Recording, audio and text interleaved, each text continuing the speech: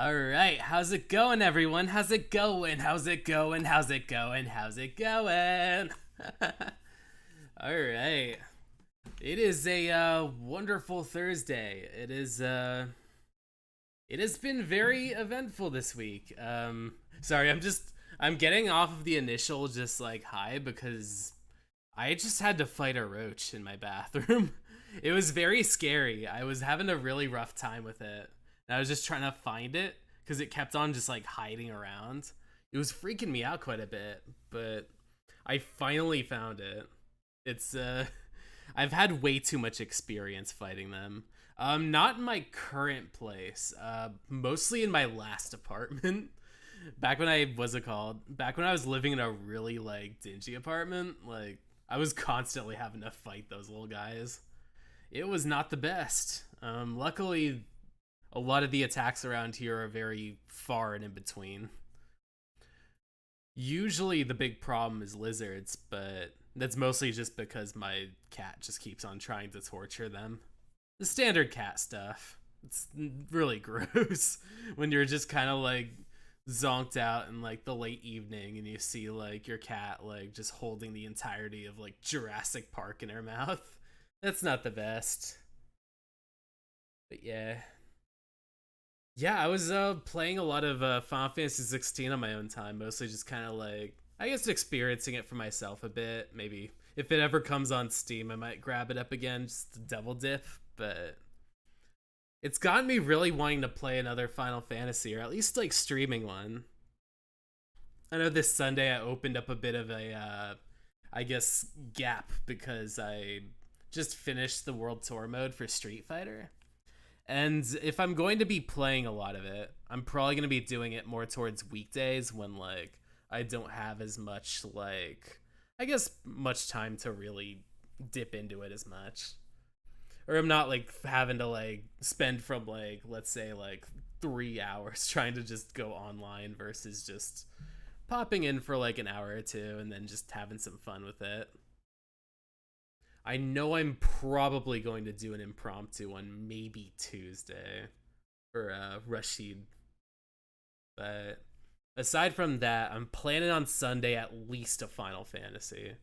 It's between 7 and 10 at the moment. I'm kind of leaning towards 10 because there's this whole kind of anniversary thing going on. And like I feel like it'd be fun to commentate on, but I'm also very super familiar with 7. Oh, nice. Started drawing character from 2 to 4. I'm struggling with his hat. Oh yeah. I'm curious now. I know it's gonna be a bit of a spoiler if I find out, but I guess I'll have to wait and see. I'm definitely gonna keep on playing Ace Attorney during the my Thursdays, so I'm gonna get to that point hopefully soon. But I should probably get started on it. What's it called? I've been spending enough time rambling that maybe I should get on to the playing process. Here we go. Turn off that music, get that desktop going. Let's get that Ace Attorney on. There we go. Let's slot that in. Pew! Kappa Kapum. Ace. Thank you for accessing the Steam community. Alright. Super pretty, very French. Strange in angles. Seems like a very fun character. Uploading. There we go. Let's see, it's not Gyarados' house. That would be really messed up if I had to play that all over again. I would probably cancel stream if none of it saved. I'd be so heartbroken. Let's see. Great Ace. Cocktail.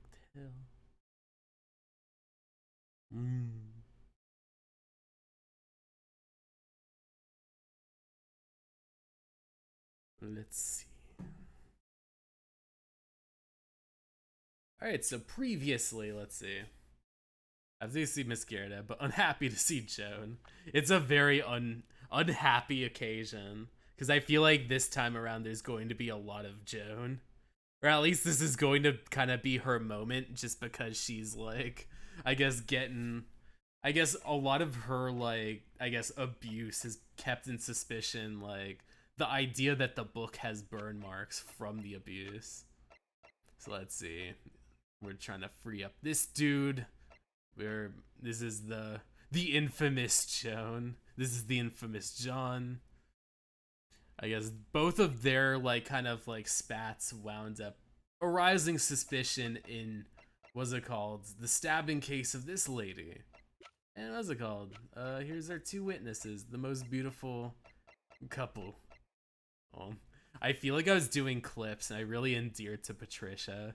I think it was one of those things where like I put on this really like this really cute voice for her. And I was like, oh, and yeah, we're a loving couple. Let's see, sweet Olive and sweet Pat and Rolly. I have considered defense counsel's request for a further summation exam of the jury, and I have determined that the court must uphold the defense's judicial right for the procedure. So, counsel, will you now proceed with your second summation examination? Let's see. I presume the jury is ready, Mr. Foreman. We are, my lord. Very good. In that case, I must ask each of you to state very clearly and concisely to the court the grounds on which you found the defendant guilty.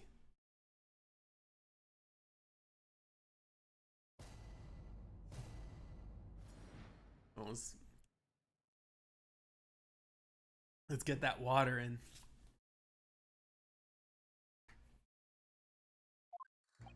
The accused left behind evidence at the scene, didn't he? Those 3 books of his.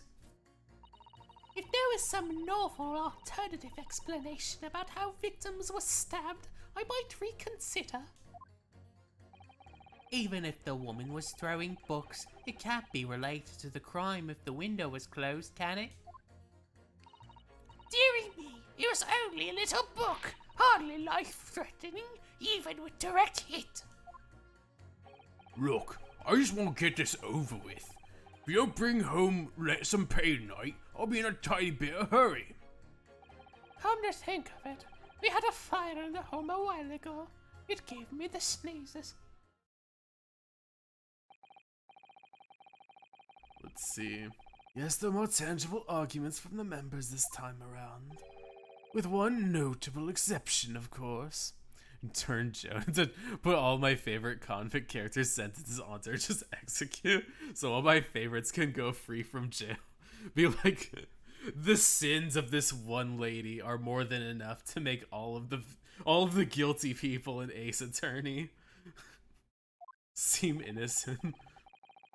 My learned student friend was unable to find fault in the previous witness testimony. So the court must accept the fact that it was indeed the accused seen fleeing, and moreover, no one else was even at the scene to commit the crime. Well, if the eyewitnesses is correct, it would seem as if the conclusion's set in stone. I fail to see how it can be argued any other way. That means, I'm afraid, that during the summation exam, it's essential that you establish some other tangible explanation for the facts. But how? What would even constitute a tangible explanation here? Isn't it obvious? Who stabbed the woman and how? Those 2 details are all you need to prove. Man, he's helping me out. Thanks, Fenzeeks. I'm gonna be booping your nose, and I'm going to be keeping that in mind. Simply give us a name and a method by which the attack was conducted. And there I was thinking, this might be hard. But Mr. Naruhodo, you have to do it. Otherwise, this is really where the trial ends. I got your nose, Van Zeeks. No pressure then. That's quite enough preamble. Proceed with the examination, please. I presume you're prepared, counsel. Oh, yes, my lord. All right, Ryunosuke. Focus your mind now.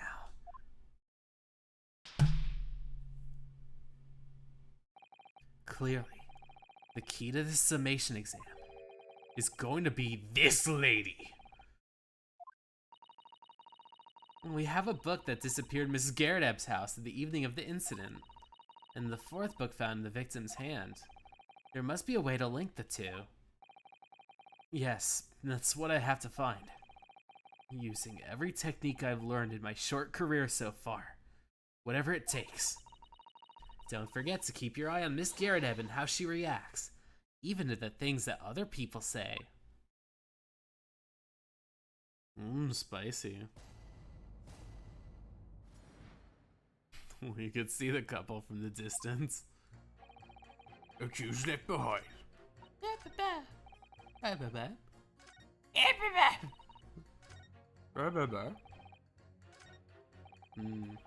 We had a fire at the home a while ago. It gave me the sneezes. Let's press this. Oh shit. Does that have anything to do with your decision about the defendant's culpability? Sorry, what's that? You'll have to speak up, lad. Could you tell us more about that fire? It was last winter. My grandchildren baked me a lovely cake on my birthday. It had 75 candles on top, it did. What a sight to behold it was. You put candles on the cake? Was it some kind of devil worship? Not devil worship. Not being like, oh man, there's candles on the cake. Like, you must have been trying to like activate demons. Man. That's like, what's it called? There's like what's it called when people read from like the Necronomicon, or like people like butcher up like a specific language and then they accidentally like summon a demon. Except this time it's just putting like over 70 candles. How many candles? They have to be like really little baby ones. Just to be able to fit. Of course not. It was an angel cake. To celebrate my birthday, of course. Angel cake. That's so boring. Japan didn't have candle cakes back then. They had long noodle for birthday. Yeah, I guess I imagine that like candles on cakes was a lot more Western at the time. So like having the idea of putting like the candles on top of the cakes was something that almost felt like probably very foreign to other countries that just like either had like some sweets or some festivities to go off of it. A long noodle you ate to celebrate a long healthy life. See, that makes sense, yeah. Being able to like just have a long nude. A long nude keeps me going any time of the year. But especially on my birthday. This is for anyone that wants to send nudes to it birthday. It's like, no, don't, please. I'll settle with the giant noodle instead.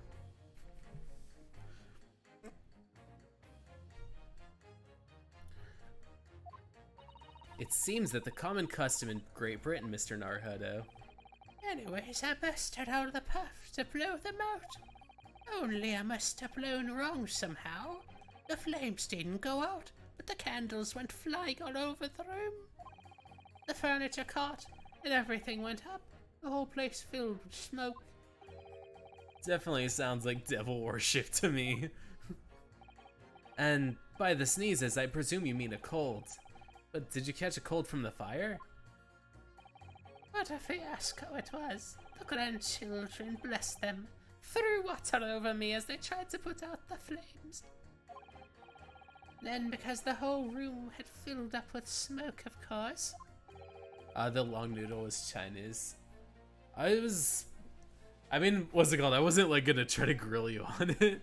I mean, I guess it's bad to believe everything you hear, but like at the same time, I was like, like, what's it called? I feel like that's at least a nice custom. Like, whichever country it was, I guess, attributed to, like, I would be very cool with having, like, one long, like, noodle for, like, a birthday.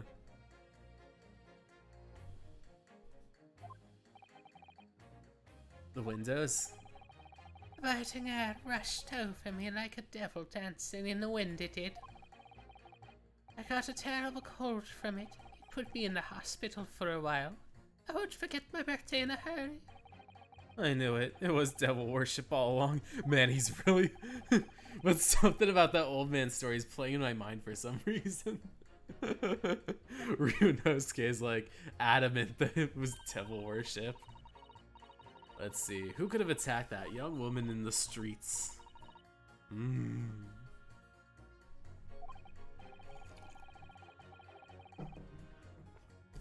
Juror 7 is the devil. Is Juror 7 in the room with us right now? And it's just like a weird giant red dude that's like, Yes, I am here.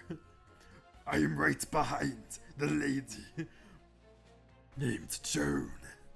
I hear she's really evil, and she needed a lot of my help. Ha ha ha ha!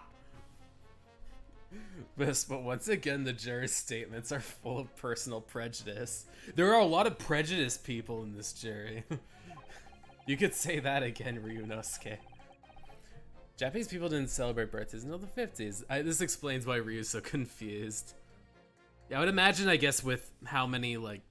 I guess the kind of preamble that comes from, like, celebrating a birthday would seem like it's very out of place if, like... It kind of just feels like another day. A lot of them seem convinced they're right, even in the face of logical arguments in the contrary. I think you're gonna need to pit them up against each other, force them to accept an alternative explanation. Well, I don't necessarily need to find contradictions, just a connection. Alright, let's see what I can do. If anything stands out, I'll do it. That's the spirit! Well, they celebrated the 1 year of the baby, so wish them good health. I guess probably like the birth is like the big like song and dance. Let's see. Left Behind Evidence, 3 books. Novel alternative explanation, I might reconsider. The woman was throwing books, it can't be related if the window is closed. But I guess if it was on fire, it would be. It was only a book, hardly life-threatening. I want to leave. You would have to fight. Fight! Okay, so it would be you and it would be this guy, so that it would be, oh, the winter house fire, you have to open the windows, up against the guy that's like, oh, you don't need to close windows, right? Objection. Those two juror statements clearly contradict one another. They do? How exactly, counsel? Have you talked to the guy who wants to leave yet? I should. I've talked to him one time, and he was just, like, talking about the roads. Don't point at me again. I told you it wasn't me. What was that you say? Speak up, lads, speak up. Juror number 3, you see? Oh, me? See what, sir? Did you hear juror number 6's account on his birthday celebrations last year? It seems, despite being a Londoner, he once opened the windows in the middle of winter. Well, yes, of course, because it was an emergency. I mean, obviously, if the room was filled with smoke from a fire, then you'd be mad, not, to open the... Oh! Exactly. On the day in question, at the time of the incident, there was a fire in Mr. Garadeb's house, and Mr. Garadeb had the following to say about it. The whole place filled with smoke. Oh, my hat. Ooh. Oh. Mmm. Mmm. Oh. Wait, no. I sim for Ryunosuke's model, so good. Yes. Excuse me. Juror number 4, you have something to say about that? Oh man, this is just like me every time I stream. Just like chugging down tea, like it's like... I got like this time I have 2 drinks, but usually on weekends I have like 3. Does not deserve the tea. I hope she scalds her tongue. How is it that her tea is cold, but the tea for Mr. Garadeb is hot? Unless she like scolded her tongue. Mrs. Garadeb, get your shit together. Oh, dearie me! What's the meaning of this? How dare you imply I'm hiding who I really am? It's an imperative that you confirm something for the court. So please, it's time to drop the pretense now. What is it? Well, when the fire started in the place that day, did your husband open the door? Open the window? Oh, I beg your pardon? What are you insinuating? The room could have been thick with smoke after the carpet and the bookcase caught fire as they did. In a situation like that, it's inconceivable that you wouldn't have opened the door. It'd cover the mod thing. Oh, I'm so sorry. I'm not seeing it on my end, like any mod, like auto mod, like interruptions. And what if we did? Oh, all right then. Yes, you're right. My husband was frantically trying to open the window, which can have been easy since I continued to give him an unjustly deserved book battering. Even though your house was on fire? Oh, you never stop throwing until the anger subsides. It would be terribly bad for the nerves to do otherwise. Man, it's like, it's bad to not throw books if you're, to stop throwing books if you're still angry. Otherwise, you just have to talk it out. Man, of course, I should have realized. That's a significant step forward, Mr. Naruhodo. You've managed to establish that the window is open. We simply must have that added to Mrs. Garrett's formal statement. Oh, dang. Okay, I want to talk to this dude again. Look, I just want to get over with. You just want to get this over with? How can you just sit there and say something like that? A man's future's at stake here. Well, him and me both then, like I said before. What? I told you already. I'm a day laborer, aren't I? If I don't bring home some readies with me tonight, you'll be finding me floating face down in the Thames tomorrow morning. What? You heard me. My missus ain't one to mess with, you know. She can be fierce, believe you me. Just cry to a weighted blanket when you're mad like I too.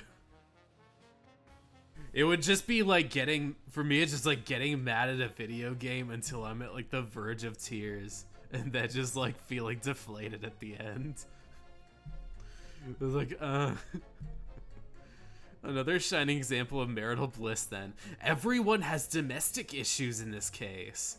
It's like Marriage Story and Revolutionary Road combined into one for all of these couples. A situation like this cropped up the other day, and it was, well... Did you know? It's funny, but I can't quite remember. Sorry?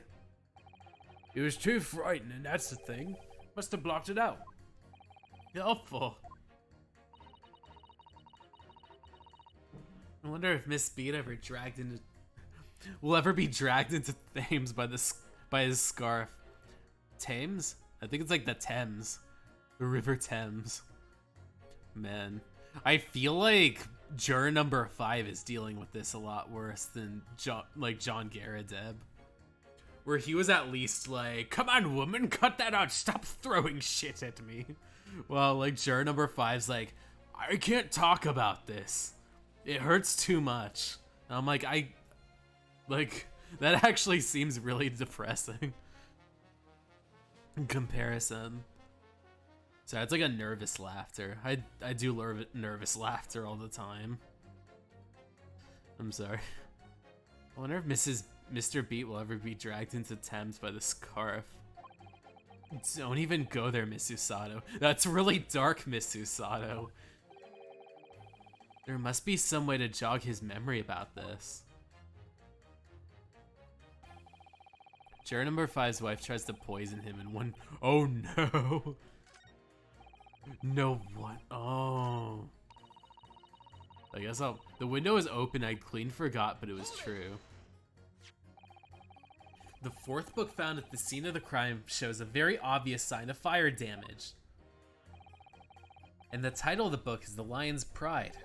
The same title, in fact, as the book that Mr. Garrett told us he had been reading. Well, I really couldn't say. On the day in question, did you or did you not throw at your husband the copy of The Lion's Pride that he had been reading? Man, the caffeine's gonna get to her. I did. It was the first thing I could lay my hands on, so I hurled it straight at him. And now you come to mention it, yes? He was rather enjoying reading it, you're right. Why did you not reveal this information to the court from the outset? Because I couldn't, you insolent little man. I didn't remember. At times like this, you pick and throw whatever you lay your hands on. As well, you know. I really don't. I barely noticed I was throwing a book. Much less the title of it. Oh, I'm sorry, dude. Hey, bro. You want to talk about this? The fact Joan is beating the man traumatized by his wife. Yeah, the fact that she keeps slapping him is more of a friendly reminder that his domestic life is difficult. What is it, juror number 5? You know something? I've remembered what it was. That memory, I'd block it out. Ah, I was listening to what this granny was saying. Brought it all flooding back. Oh, you're calling Granny, you cheeky devil? I'm Mrs. Caradeb, or the maid, I'll have you know. the man doesn't even flinch. Please tell me that's not because he's so used to being hit all the time. That's really dark. It was about 2 weeks ago now. I'd just gotten back home after work, like. I put my hands in my pocket in the wages I just earned that day. I nearly died. There was a hole. Every last penny had dropped out. Oh dear, what a disaster. You haven't heard the half of it, boy. Oh? The wife was cutting up some chicken at the time. I could hardly get the words out, but I told her straight. I lost a day's wages, love. Next thing I knew, the blade was whistling past my ear, stuck into the wall next to me, about an inch deep. Yeah, we need to get John Garrett up here and have him talk this out. Like, maybe we can find some kind of breakthrough that can help everybody here. We can get, what's his name? We can get Saseki off, and we can help all the guys heal. Or all the married guys, except for Rolly, because he has a really good relationship, it seems. A step from the Thrice Fired Masons book and get divorced. Once divorced, thrice fired Mason. No words, just terror. I could smell it, you know, that god-awful stench of the Thames. I was sure I was gonna end up straight in the muddy banks that night, I could tell you. Now, what's the real disaster, isn't it? I'll never use the word lightly again. Anyway, the point I'm trying to make is this. When a woman loses their rag, they'll throw anything at you. Knives, hatchets, hammers, you name it. Mr. Naruhodo, you mustn't think that all women are short-tempered and unrefined! Oh no. all of the flashbacks of being Susato slammed. All of those times on that boat are coming back to me. The Ryunosuke divorce lawyer arc. No, I wasn't thinking that. This game has a very hard, this game has a very difficult, relationship with most of its women. Throwing household objects at people is, well, it's so uncivilized. At least attack with honor. Use a bow or the like. What, attack? Who are you going to attack? Never mind. This man's words could be rather significant, I think. Alright, we'll come back to bow and arrow thing later, if I dare. Nah, it's the Susato takedowns. They're more prominent. But yeah, probably the best women are maybe... I guess probably at the moment, like some of the, maybe like the girl that throws the smoke bomb at the moment, or like what's it called, Mrs. Wilson, the little girl that's doing all of Herlock stuff. But yeah, I guess I can't wait for the Great Ace Attorney too. If there's a lot, if all the women are doing a lot better. Yeah, Gina and Iris. I think at the moment those two are probably like the most positively like represented compared to some of like the other like maybe some of the other people that showed up. I do like that one maid that showed up as the juror in the last case, but that's just because of maid stuff. Oh, I guess probably. Let me see some of these folks again. There was a novel explanation how the victim was stabbed. I guess it would be just because there was a knife that threw. Man, you're telling me that she might have like did Zawarudo and like threw a knife accidentally at Ms. Olive? Whoa, that'd be fucking wild if, sorry. That would be really wild if that was true. Let's see, woman enraged. Man. Alright, so I guess probably I'm going to present this to her. Objection. Those two statements have a clearly significant connection. Good grief. You don't mean they don't contradict each other? Explain, counsel, at once. Juror number 2, do you think perhaps that this could be one such novel alternative? Oh my, whatever do you mean? An alternative explanation as to how the victim was stabbed in the back. Oh, I love this face. I love this look on Ryunosuke where he looks really cocky. I know Phoenix Wright has a sort of like face like this when he's like sort of like really confident in court, but I think it looks really adorable on Ryunosuke and his like short haircut. There's capitalist women, detective women, killer women, women who dig up bodies, 2 women who cut up bodies, lesbian women, women in super healthy marriages. I feel like Ace Attorney has definitely, I guess much like the guys, the girls have a variety of different like experiences as well. You get the good and you get the bad. I think probably it's just in this particular trial, you definitely see a lot more like women that don't get the most favorable light on them. But like, I'd say the last couple trials at least haven't been too terrible. Like, what's it called? Even with what's her name, the ballerina from Poplova. Like, I feel like she wasn't too bad. I think that was it called. It's just something where Nicolina, yeah. I think it's just something where Ryunosuke and like Herlock really like to bully women, and that winds up being something that takes into account as to like how to look at some of the women in this case. What are you talking about? We've demonstrated the 4th book, The Lion's Pride, was found at the scene of the crime, originating from Mrs. Garrett's room. Therefore, it's an equal possibility that some object beside the book, it's sort of careless Sherlock lore, could found its way in the Garrett's house. Oh, what now? Zerol, Mr. Garrett's threw a number of things at his husband. Is that right, number 4? What are you insinuating, you little beanpole? Netflix got super making Sherlock nice to women. Holy wow. I knew that they were a little litigious because, litigious because, like, I think they had to change the Herlock name, or Sherlock to Herlock in this particular game because of, like, how there's still copyright within the Doyle estate.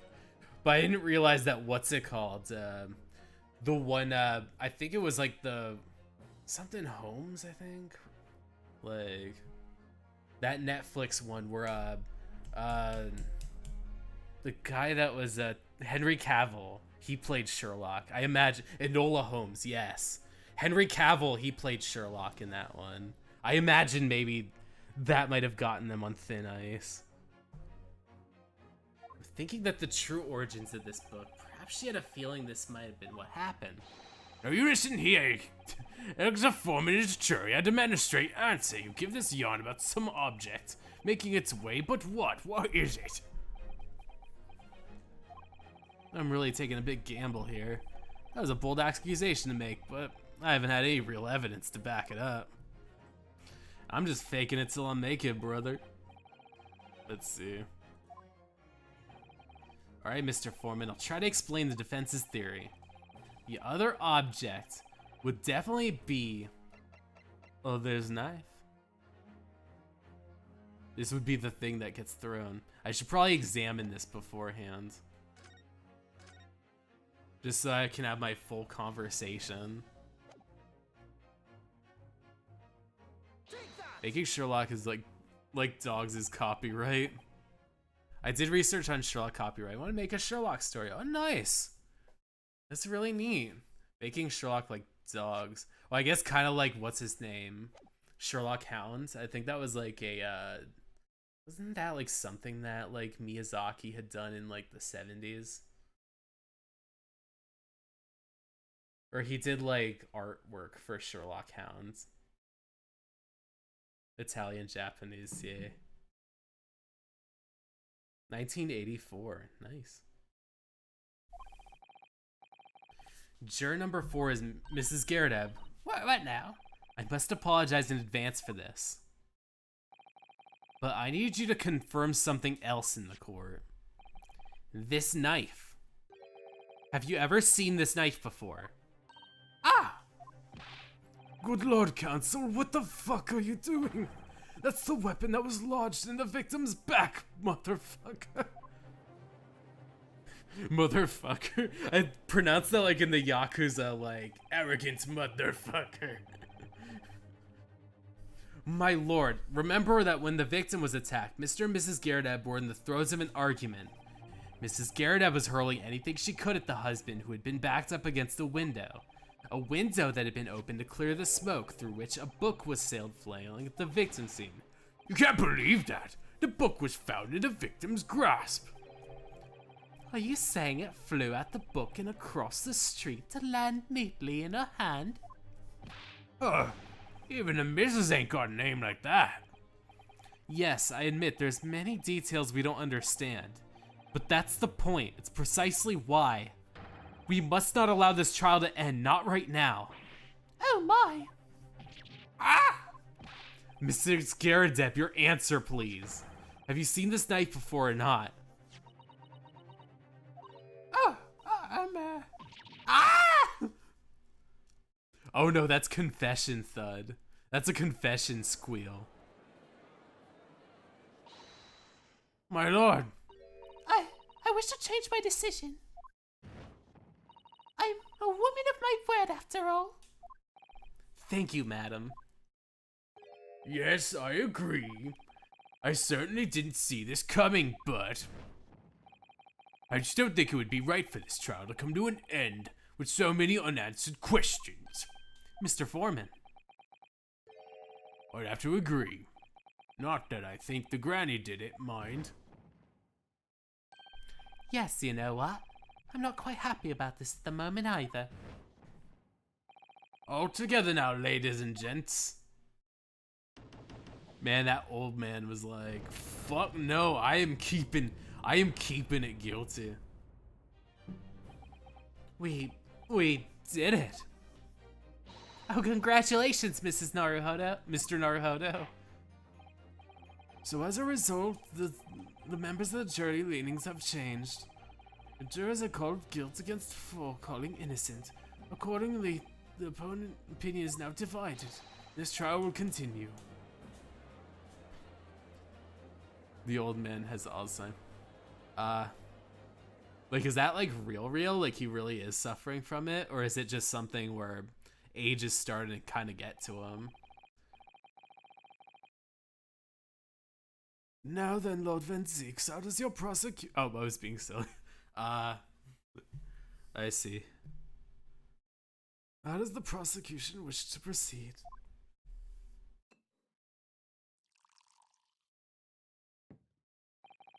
This trial is rapidly descending into a farce. I'm losing in this case.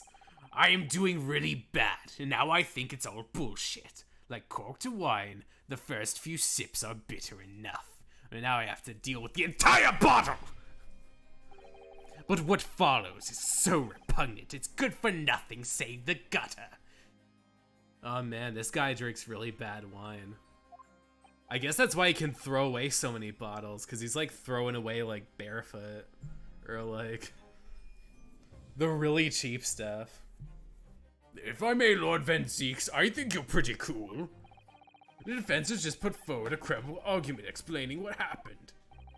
Credible? Is that considered your opinion, Mr. Foreman?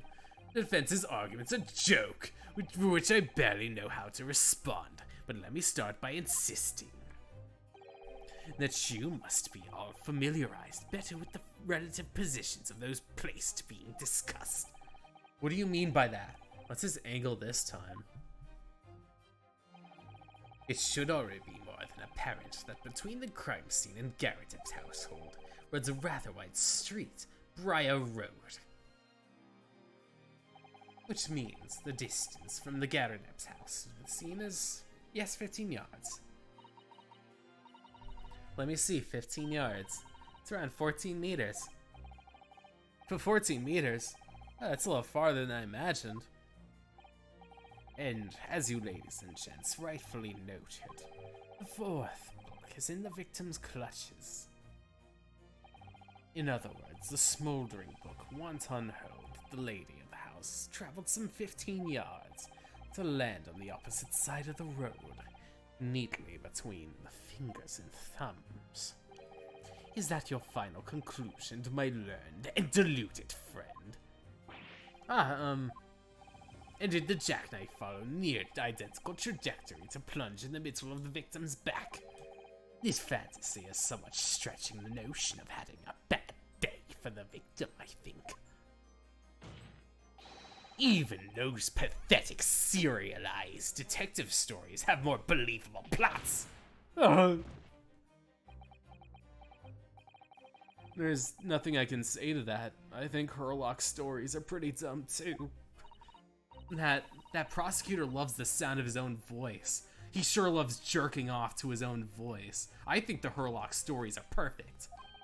Mr. Sato, serialized detective stories are pathetic, are they? How dare he? Maybe let's pick our battles here. My lord, might I be allowed to speak? As judicial assistant, you may speak for the defense. Go ahead. The prosecution may consider the idea fantasy, but what the defense has postulated was believable enough to persuade the jury to change its leaning. And as such, the court has a duty to explore the alternative explanation.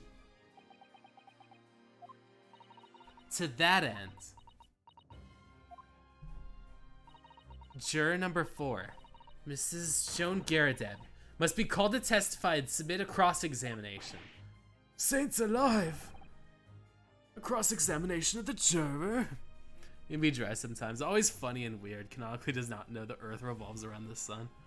I definitely am really curious about reading a lot more of the Sherlock books, because I feel like I've only really read The Study in Scarlet, and I feel like a lot of it was just really interesting because, like, Sherlock was just a very enigmatic person who, like, was constantly just kind of, like, almost kind of was, like, one step ahead of everyone else, but, like, always kind of led people to believe that he was just kind of, like, just mulling about and, like, just, like, self-indulgent. And a lot of it was just him being self-indulgent, but it was also just him having his own eccentricities.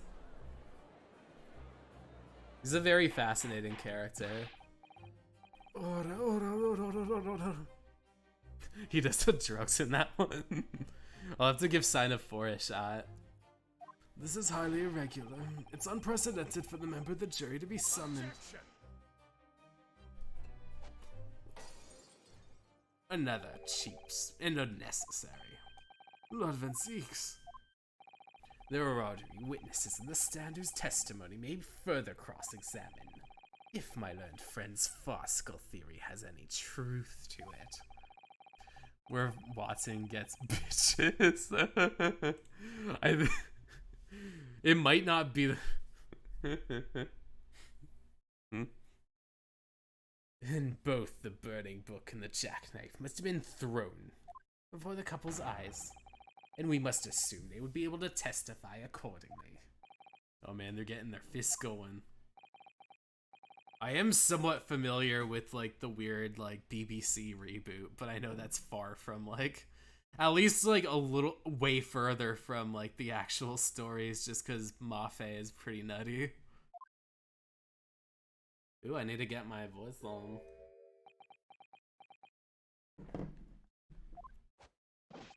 Yes, sir. Constable Royal Pete, reporting for duty, sir. Ah. Well. Oh, they're playing some fun, whimsical Disney music.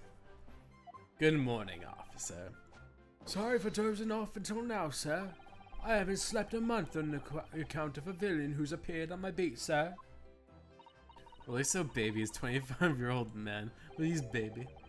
Patricia, my darling, I've been neglecting you, but no more. Oh, Rolly, my hero. You make me swoon.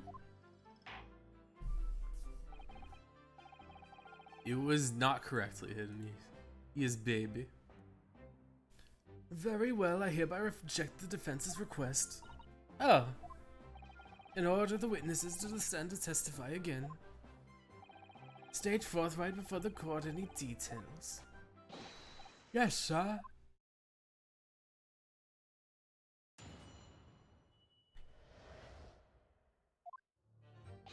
This case has nothing to do with Mr. and Mrs. Garrett. Believe me, London Bobby's good for his word. You see, sir, the windows in the top floor of the Garrett's house are top-hinged casements. Obviously, if anything had been thrown at the window, we would have seen it. I did leave the scene and go and fetch help, but my trusty Rolly was there to make sure nothing was disturbed. I didn't take my eyes off the crime scene for one moment, sir. Nothing strange to report on that front, sir.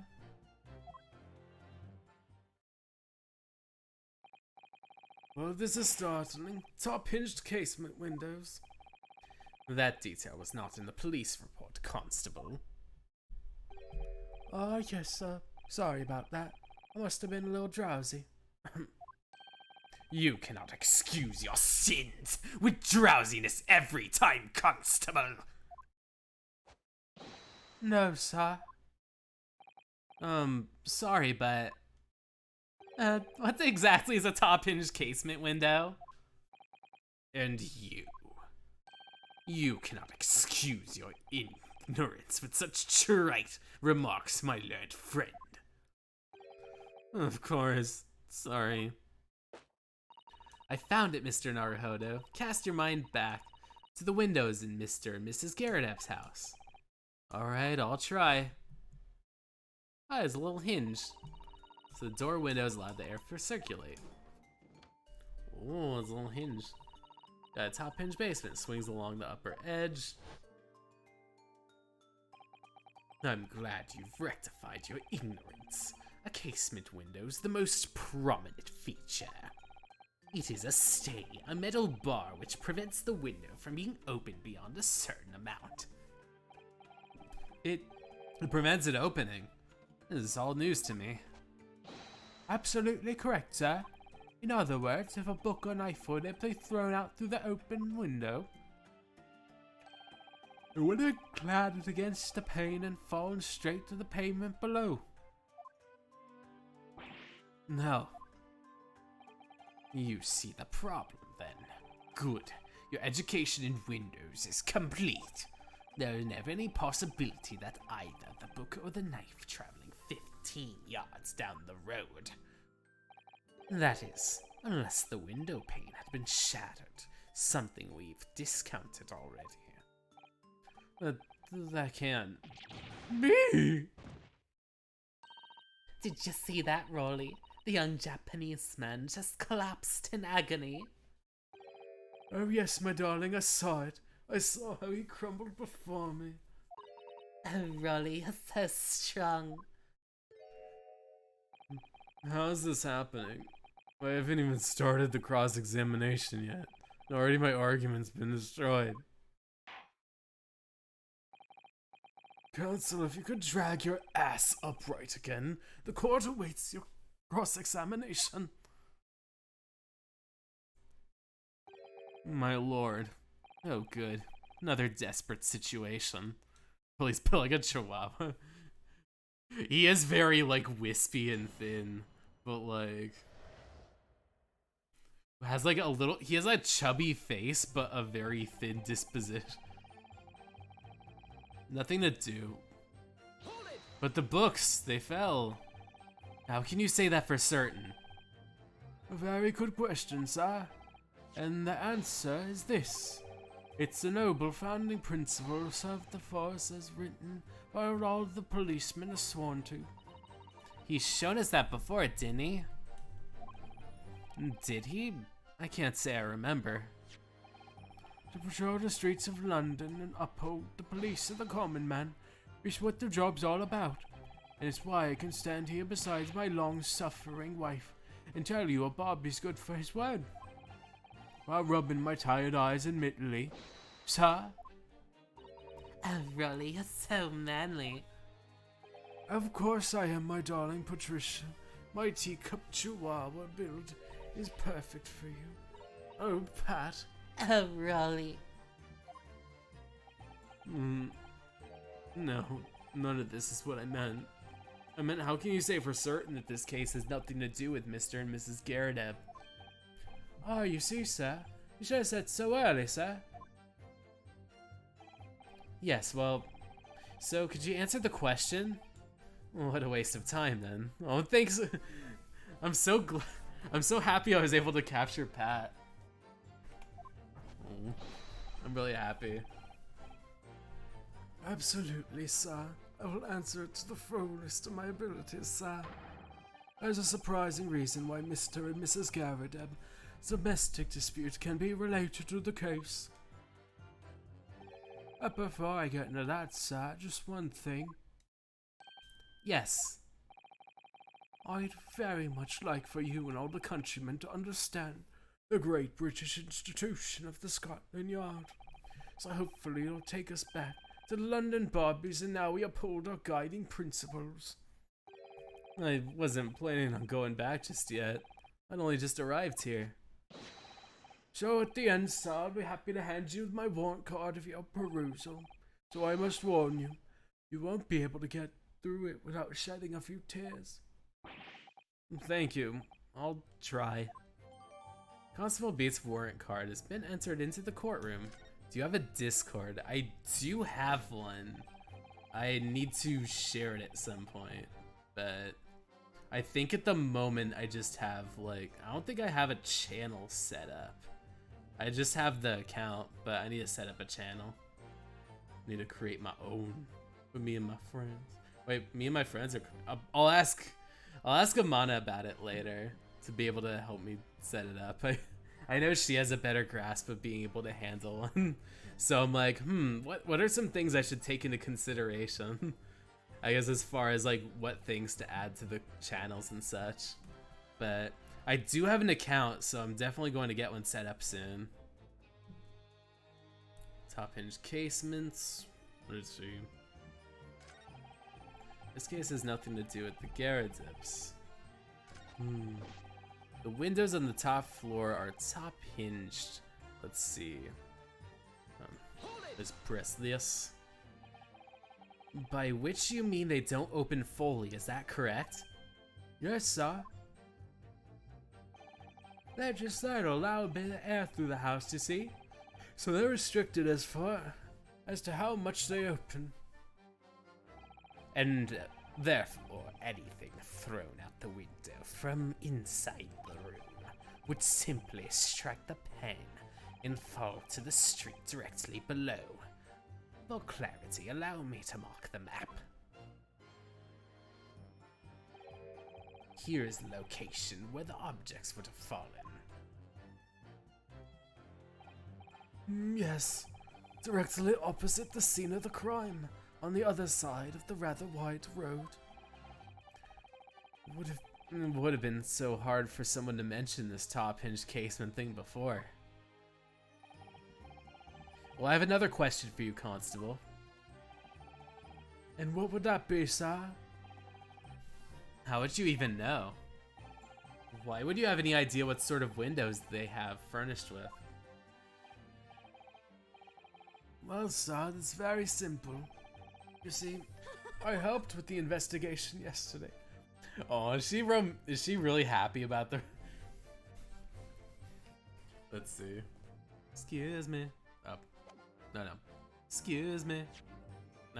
No. One more time. Excuse me. Do you have something to add, Miss Beat? Sorry. You look, well, delighted. Is there some particular reason for that? Oh yeah, she does kind of have that sort of Oshinoko, like kind of like star eyes thing going on.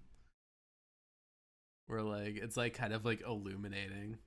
Almost contrasting a bit with how bubbly they have almost like the same eye color, but like hers are like vibrant. While his are kind of like almost a little dewy. Almost as if he had just woken up a bit. Oh, I was just remembering, that's all. We were really so lucky. Lucky? What do you mean? Well, of course I feel terrible for the poor woman who was attacked. Don't misunderstand me, please.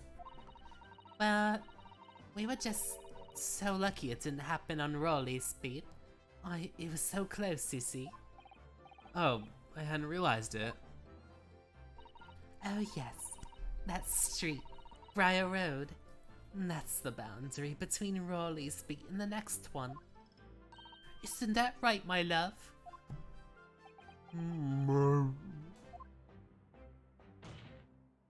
Constable Beat. Yeah, that's right. That's the reason I was helping out in the interview and the occupants of the Garrett house yesterday. The house is on my beat, you see, sir. That was really cutting it close then. Constable, I wonder if you could clarify something. If the Garrett household is on your beat, does that mean the pavement next to it is as well? Oh, same as Garrett's house.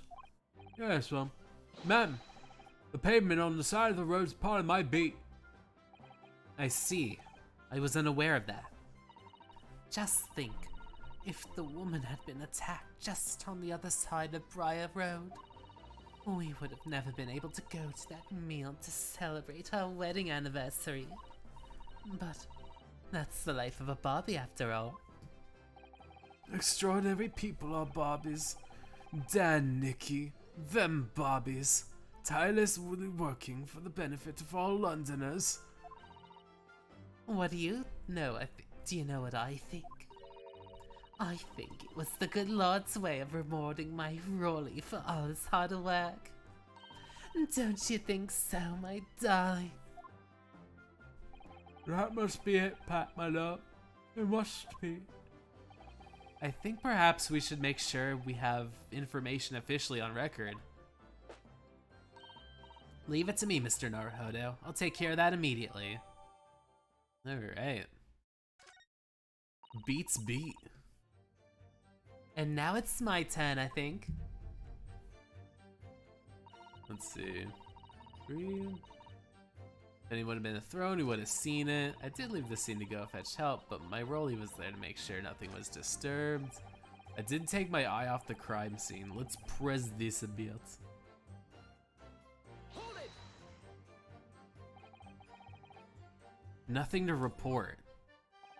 That's correct, sir. I had my eyes wide open the entire time, never looked away for a second. No one else approached the scene, nothing was removed from it. I can swear that on my yard's honor, sir. Really? That seems a bit strange. I beg your pardon, sir. Strange, sir. Seems altogether regular to me. This burnt copy of the Lion's Pride was originally in the Garrettep household. So the question remains, how did it find its way into the hand of the victim? Can you shed any light on that, seeing as you were at the scene of the crime the entire time? Do you have a theory on how this stuff ended up over? I think maybe she might have tried to pick it up. And then like maybe somebody used the knife on her. Or it might have been something where maybe she like tried to pick them up and then she fell on the knife. Ah, could have been a different copy, sir. Or they just happened to be burned as well. Even if that were possible, why would the victim have been gripping the book like that in her hands? We can see from the photographic print she had a bag over her shoulder. Well, sir, that book was in Lay's hand from the moment we arrived on the scene. Is that so? There is something about this statement that's not sitting right with me. The two mysteries on how that knife ended up. There must be some common thread between them. Can I ask you something? Please, Mr. Lawyer, sir? Oh, yes, of course. What is it? You're doubting us, aren't you? I can tell. What? I wasn't really, I mean, what's she doing? Please, just because I'm a woman doesn't make my testimony any less valuable. You might just see me as the wife of a policeman, but I'm a woman of my word, I am. Well, I really don't remember ever suggesting that I doubted you. No excuses. I don't want to hear it. My voice will be heard. My lord, you'll let me speak, won't you? Who's the #1 feminist? I'm glad that he's not holding it against, like, Pat. Yes, Miss B, you can supplement your testimony if you will. Sometimes the path of least resistance is the sage one. That was a very loud mutter. I heard that. The Japanese man thinks the policeman's wife's word counts for nothing, does he? Well, watch out, sir. I might let you get away with something like that, but my Rolly won't. Duly noted, Miss B. Please, I humbly ask you to continue. What could she possibly be about to say, I wonder? I know what I saw. My eyes never let me down. My sense of direction's a little off sometimes. Wait a second, what is this? What did you see? Miss B, no one's questioning that what you've told us. I saw it. I did. That evening I saw it clear. That little Easterman with the whiskers and the funny curved back, slinking away at the scene. I thought she left the scene. And I know what I didn't see as well.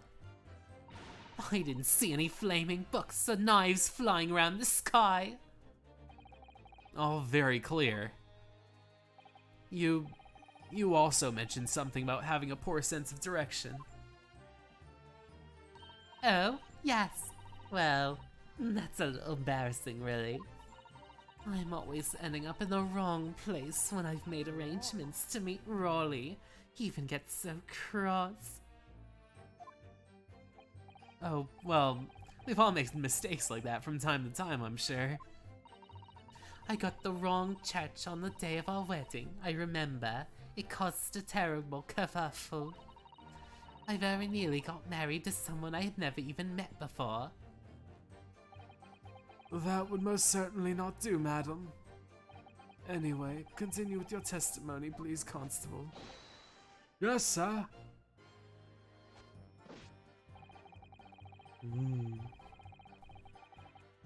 I guess maybe I'll have to grill him on it. Do I have evidence? Let's see. No, I think I might have to gather it. Let's see, let's press that one more time. Go through it, Miss B, no one's questioning, it was...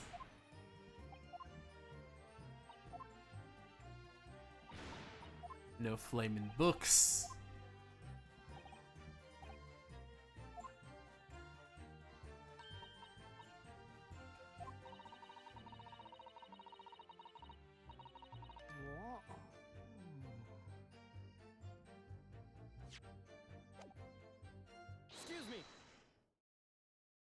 Constable B, Is there a problem?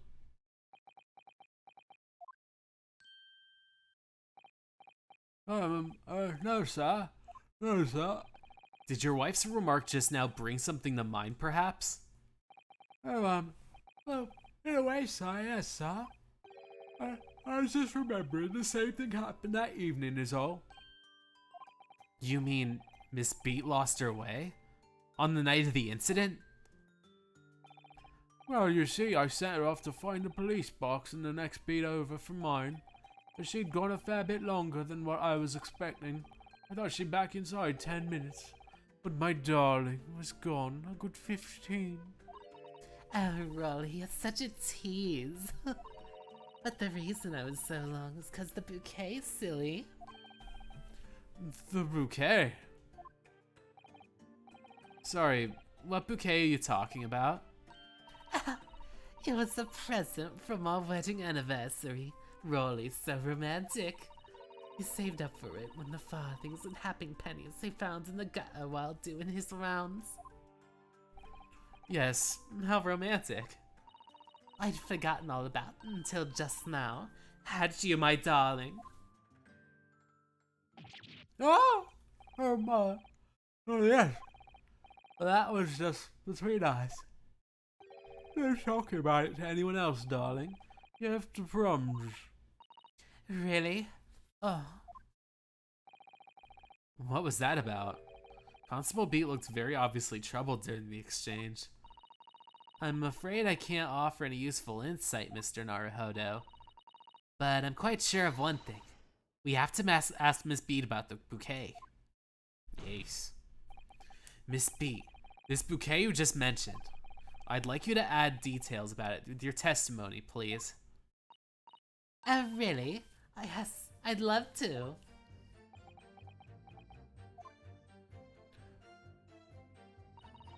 What happened was I dropped the bouquet and ended up losing it a while. You mean you dropped the bouquet at the scene? Yes, that's right. Oh, I was so upset. When I ran over and I saw the woman with the knife in her back, I was so shocked. I dropped the bouquet Rolly gave me. It was in a dark spot where the streetlights weren't casting any light, so I didn't notice at first. And then you went to the police box to report it to the policeman whose beat it was on. Yes, and I came back to the scene together with the other constable, you see. And that was when I spotted my bouquet again. But the funny thing was, when I went to pick it up, it was nowhere near the victim's body at all.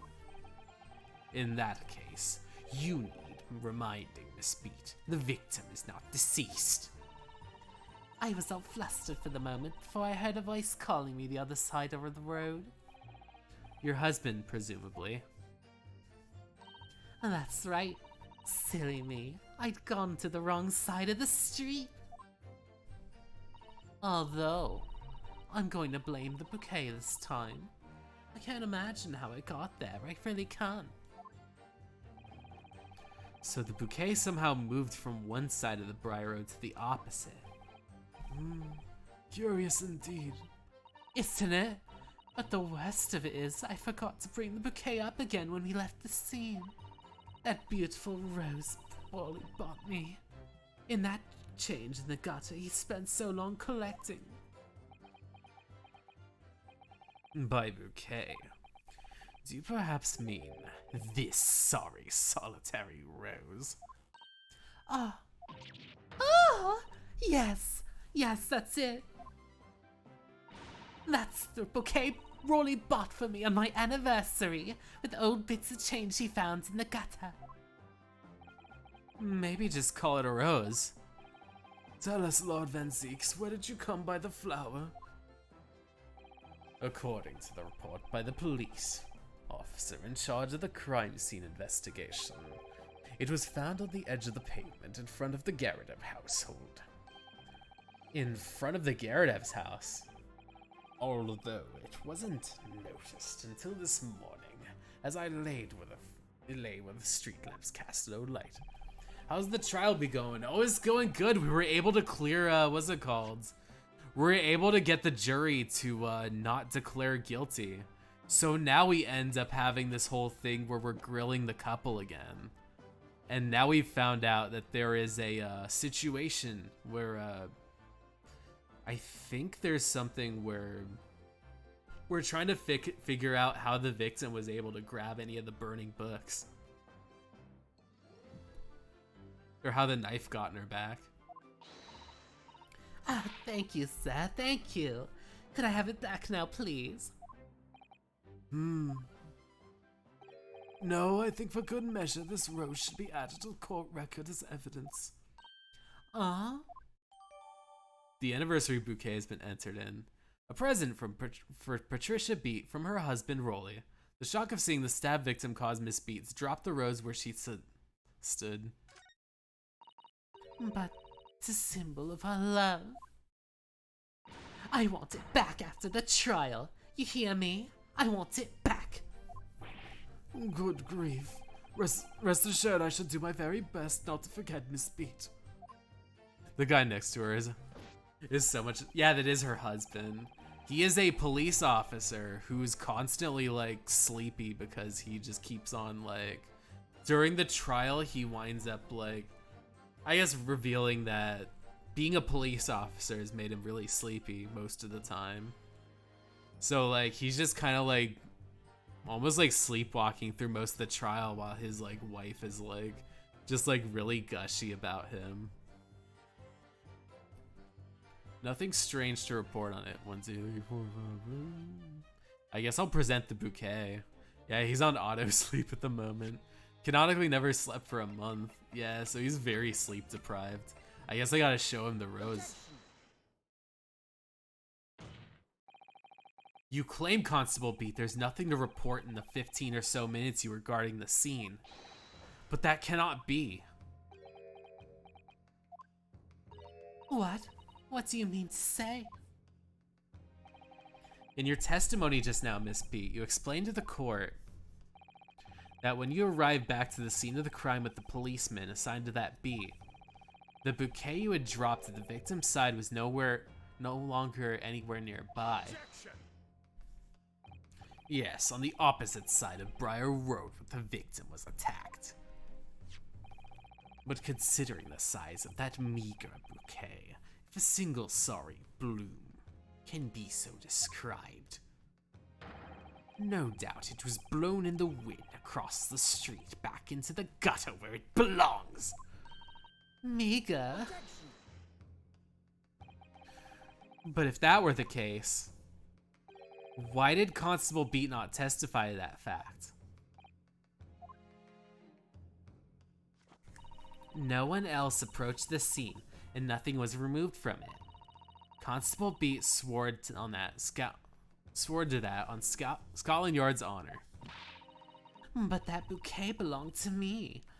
It has nothing to do with the case. Yeah, Van Zeeks is really laying into this couple. And like that one little like rose that they were able to afford on a policeman's salary.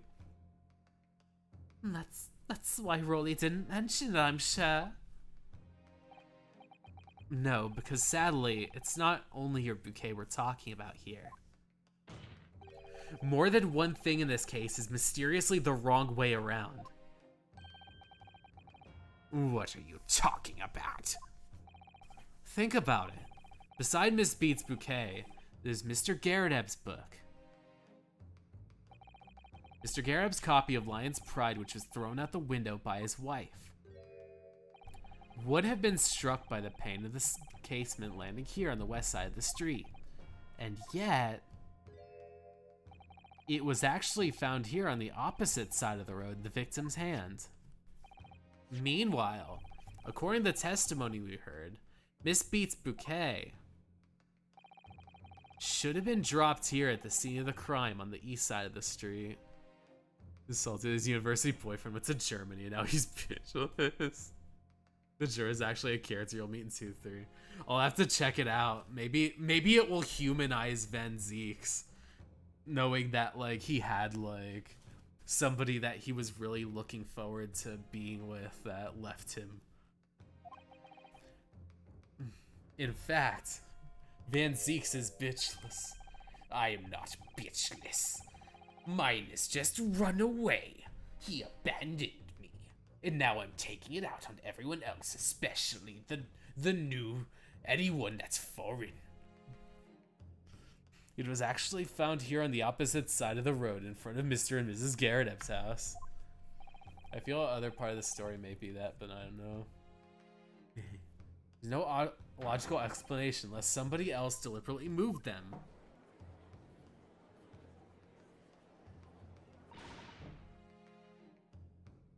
What are you trying to say? The way you're talking, it sounds like you think my Rolly's done something wrong. Don't you listen to a word that scrawny lawyer says. Withering about books and bouquets. Why should we care? It's nitpicking, that's what it is. Oh, good. This Garrett's come around. You might call it nitpicking, Miss Garretteb, but deliberately meddling with the scene of the crime is a criminal offense. It's called, tampering, Mr. Naruhodo. But the person responsible for this tampering cannot admit to it, for a very subtle but compelling reason. Objection! Tampering? You barely heard the term before. Tell us, my learned friend, who would possibly have caused to carry out such an elaborate deception? Yes, there's someone who tampered with the scene of the crime that evening.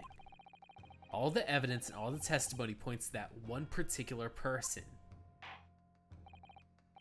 Counsel, I must demand you substantiate this conjecture. Who are you saying is responsible for the tampering? I guess Joan would probably want to seem like she's innocent, so I think that it would be her. Take that! No, no, no. There's only one person who could have done this. Do you intend to share your internal monologue, Counsel? Sorry, my lord. I was just taking a moment to get things straight in my mind. And for that moment, you wasted the court's time. You'll pay the price. What? No, is it me or are things getting more strict around here? Roy. Maybe.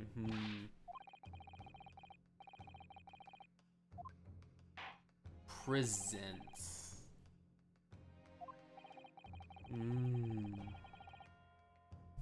Let's see.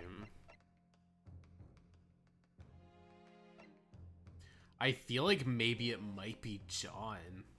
Unless like you can't have limitless guesses. That's kind of a mechanic, yes. I've been I feel like maybe he would have maybe a reason. Oh yeah, he has a bad knee. It's not gonna be it. So it wouldn't, I guess it wouldn't be Joan. Maybe it would be Rolly. Let's see. Garretteb couldn't do it. He wasn't, yeah, he was in the stairs. He has a bad leg. So, cool. Maybe I'll try Rolly and see. I don't think I'll mess up that much. Take that! Oh yeah, the music paused. Oh yeah, because he was really silent about it. Constable Rolly beat. It was you! What? A policeman? A member of Scotland Yard? What nonsense! Why would my Rolly do such a thing?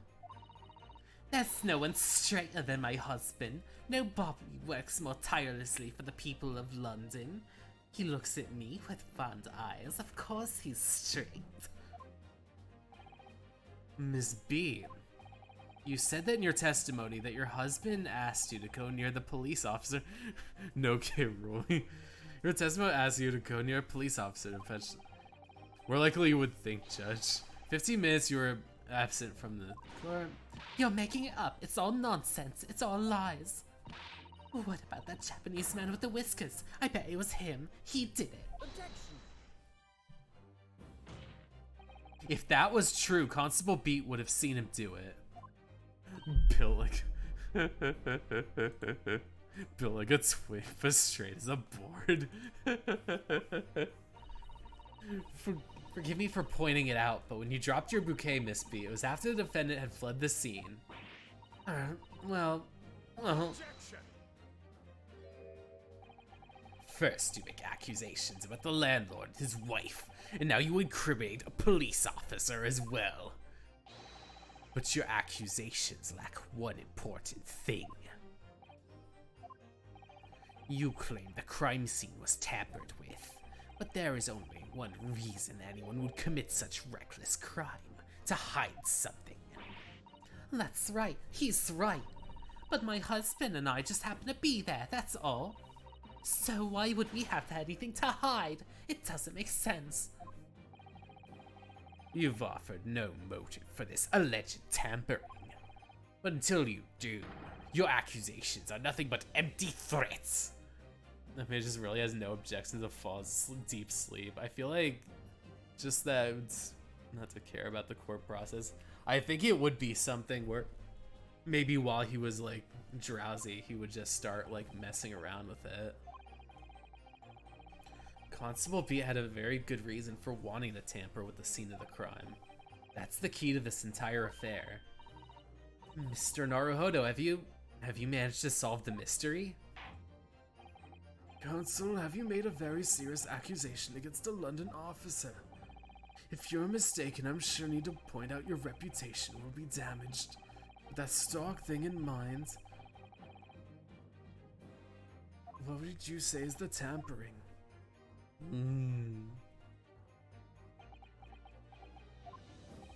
Constable Beat's motive for tampering with the crime was to hide.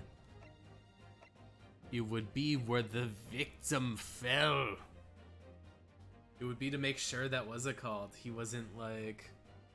I guess it would be something where if they did like get damaged from it as things were falling, he would probably drag it across the street. And his wife would cover for him. Where the victim fell on the ground. That is what the Bobby had to cover up at all costs. What? Where the victim fell? You mean where she was attacked? What are you talking about? We told you at the very start, didn't we? On the pavement of Briar Road! We saw it happen, remember? It was right there, as if anyone didn't already know. And that's certainly what everyone's been led to believe. But in fact, that isn't what the victim was stabbed at all. What? What?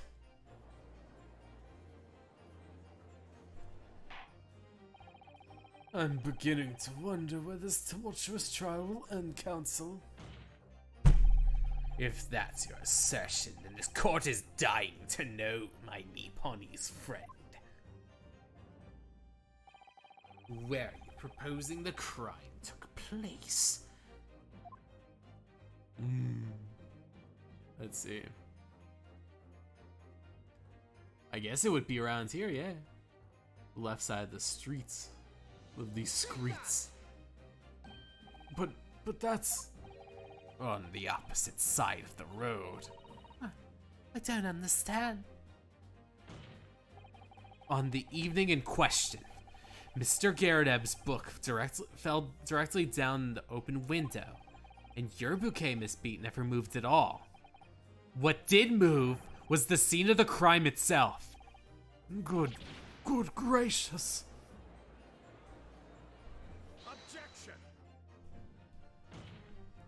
Perhaps you haven't been listening to the ample testimony the court has heard.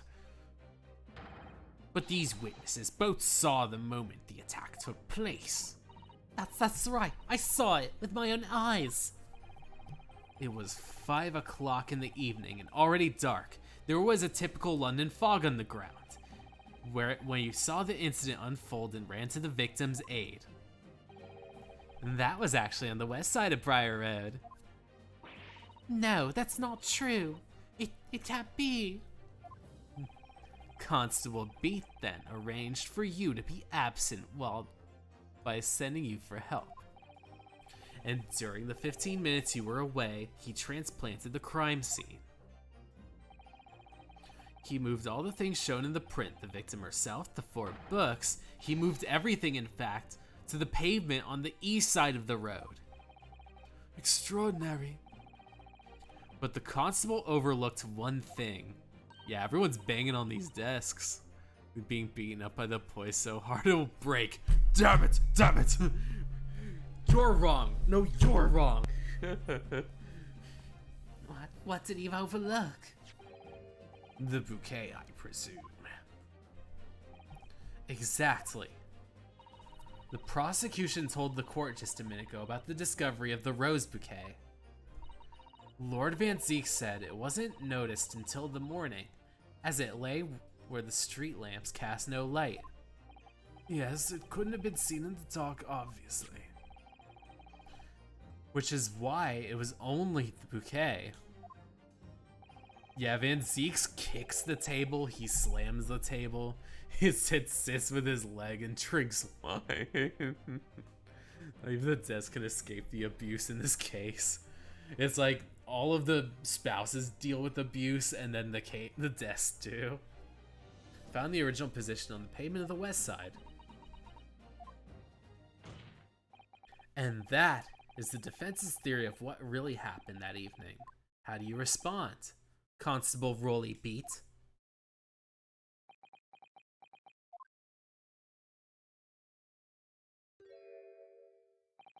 I'm really sorry. I didn't mean to nod off again, but I haven't slept properly in a month. Did I miss anything important? Oh, Rolly. It isn't true, is it? That what the lawyer says is all lies, isn't it? You know, I know it is, because you're the most upstanding righteous man I know. Man, if he ends up squealing about this, like, what will she react? I had a dream. A terrible dream. All the things I did that night. Everything come out. Everything exposed.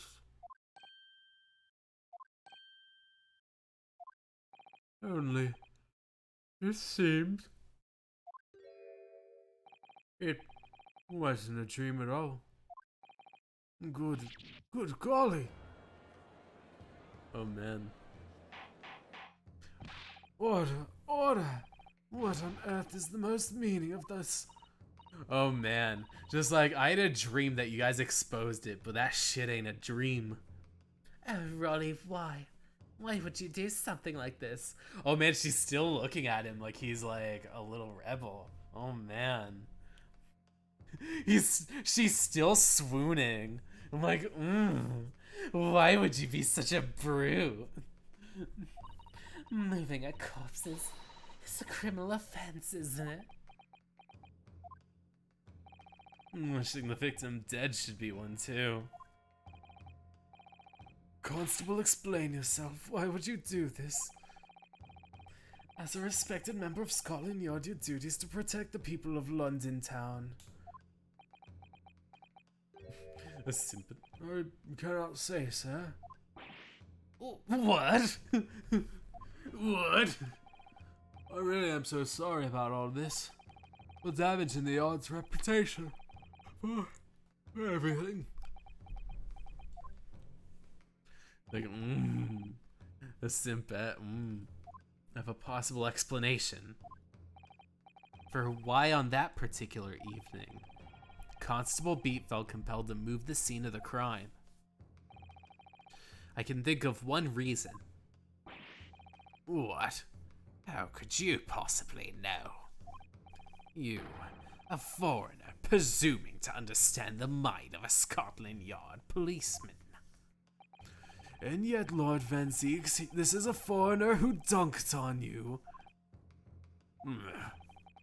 I believe it would be beneficial to the court to hear this extraordinary young lawyer's theory.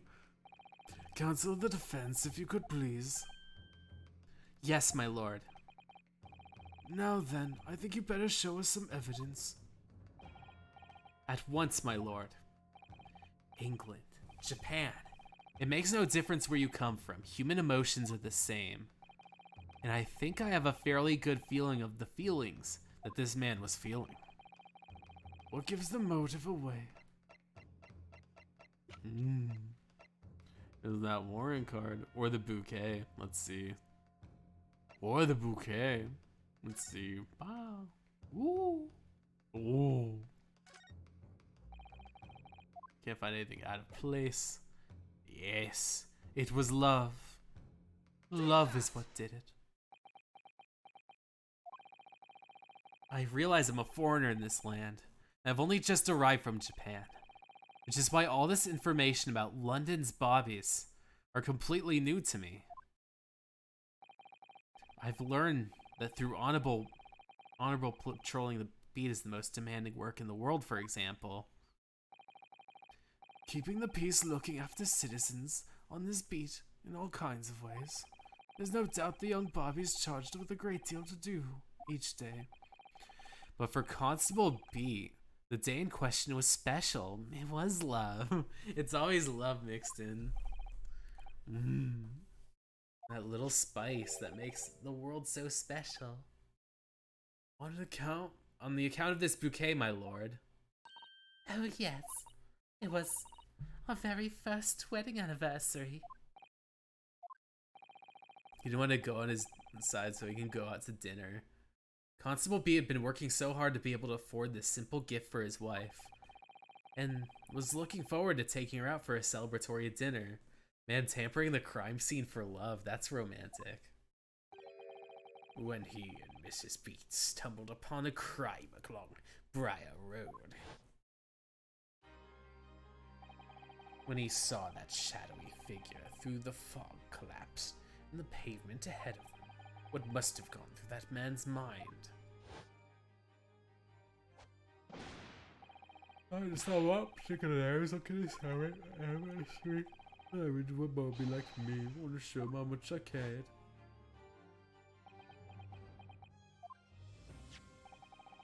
This is the warrant card that Constable B offered to lend me earlier. Inside, among the rules for patrolling policemen, it says, when a crime is discovered on his beat, a policeman must assist with the initial investigations and help detectives. Constable B. Is that or is that not the reason why you moved the whole scene of the crime that day? Yes. Everything you said, it was alright. So that's it. It was all to do with the boundary of your beat. Exactly. To summarize, the incident actually occurred on Constable Beat's beat. Good gracious. Constable, do you realize the gravity of what you've done? It was the first time since I became a copper I'd ever cursed cold. Oh man. Stay close to me, Pat. The criminal must be lurking somewhere. As we ran over to the scene, I realized viewing my duty as a police officer. Brock's built different. His love language is my German friend's a boyfriend that's he's guilty of murder. That's why he's pitchless. That sourness and like he wouldn't sacrifice his like job for love. We gotta report this to the station as quickly as possible. When it dawned on me, I realized where we were, where the victim was lying, what it meant for me. When a crime's discovered on his beat, a policeman must assist with the initial investigation and help detectives. Why here? Why did this have to happen? And why tonight of all nights? Why? Isn't the person's actually older or is there another person? I need to watch the Great Chronicle again because it's not scrambling my head. It was a copper's duty to guard the scene of the crime, so I told Pat she had to go to the nearest police officer and fetch whoever's on duty there. It was then when I opened my mouth to speak. It just came out. I couldn't be the words that were coming out my own mouth. This is the next beat of mine, Pat, so you'll have to go to the police officer that covers it. to right on Meacham Street, and then...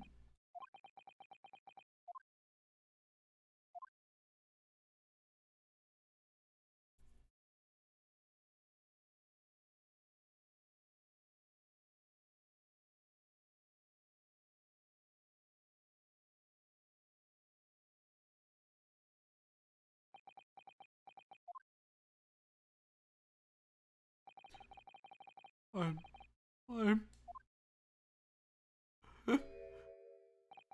so sorry. I'm sorry. Oh, Constable. I just wanted that one night to take my Patricia out to dinner. Oh, Rolly. Just that one night. You knew that if the incident was on your beat, your evening of celebration would be ruined. So you decided to move the entire crime scene outside your jurisdiction. Just across the street to the east pavement of Briar Road, which falls under the neighboring beat's care. That's so bleak. You see, I thought, well, I was sure the victim was dead, you see. I beg your pardon. Oh, of course he did. Otherwise, my Rolly would have never left the poor woman on the freezing cold pavement. Ah, I see your meaning now. Oh, God got me back for my sins, didn't he? That's why I missed the rose I bought for Pat. Oh no, Rolly, that was all my fault. I should have never dropped it in such a dark place. I'm so sorry, Rolly. And can you tell us, Constable? How many books did you move from one side of the road to the other in total? Four it was, yes, sir. Definitely four. Yeah. 3 of them dropped by Mr. Natsume, and the 4th being the one that fell from the window. The Gyarados house. But what made you place that book in the victim's hand when all the others were scattered haphazardly around? Oh, well, sir, that's because that's how I found it. How you found it? What do you mean? When we first ran over to the scene, the victim was already holding the book. So, when I moved everything, I made sure it was still in the hand. You're sure about this book? Oh God. Doing Rolly's voice is so easy because it allows me to yawn, but it also makes me yawny. You sure this is the book that the victim is holding? Oh, yes, sir. No doubt about it, sir. Interesting. 4th book's information is all updated.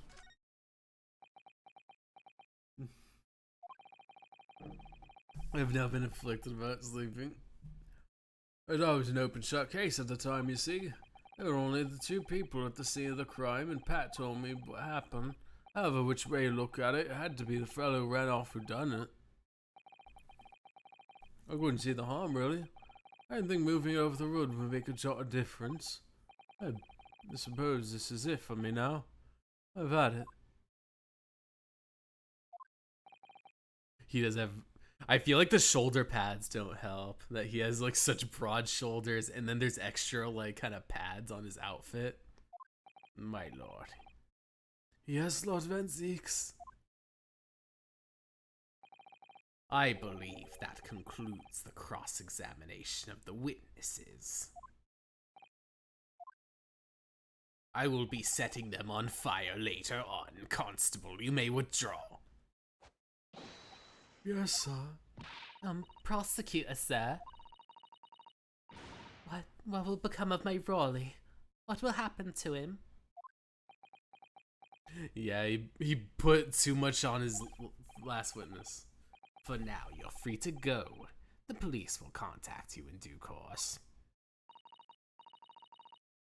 Please, don't punish my husband. This was all my fault.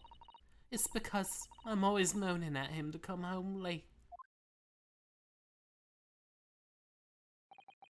Leave it now, Pat. Let's go home. I'm tired. All right then, my love. One last thing, Constable. Sir. Let this be a lesson to you. In a criminal investigation, every detail matters, however insignificant it may seem to you. Yes, sir.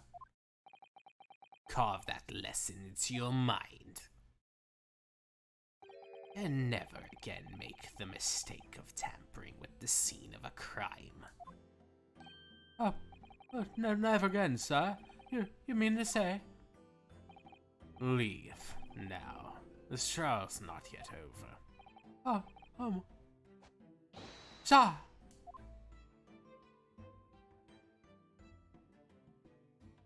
Details do make it important. He cares about the details. The witnesses do fuck over the details. This is the one instance of Baroque being kind.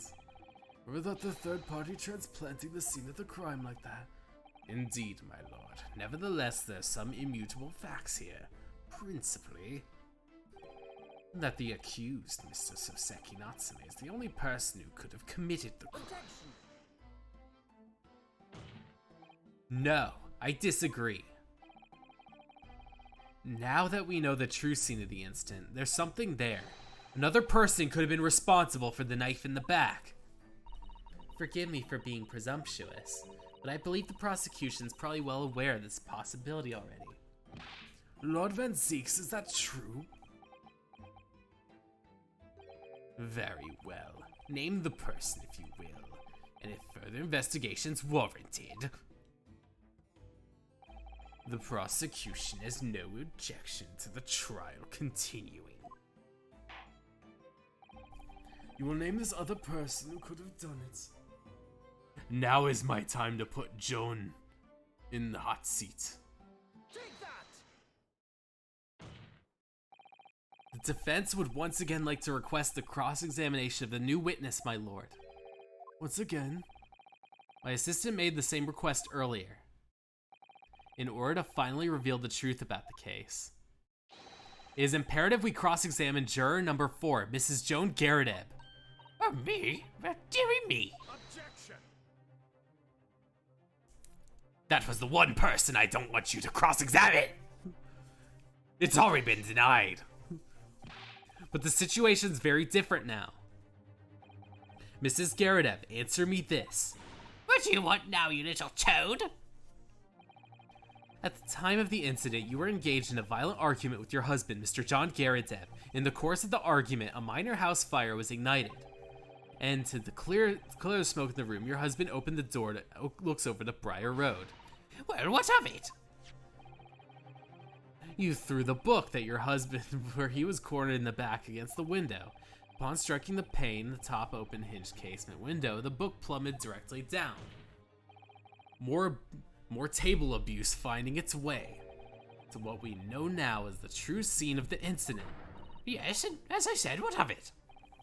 During the argument, you were beside yourself in rage. As such, you threw not just the books, but anything you could lay your hands on. So, let me ask one more time, Mrs. Garadeb. This knife, the one you removed from the victim's back, have you really never laid eyes on it before?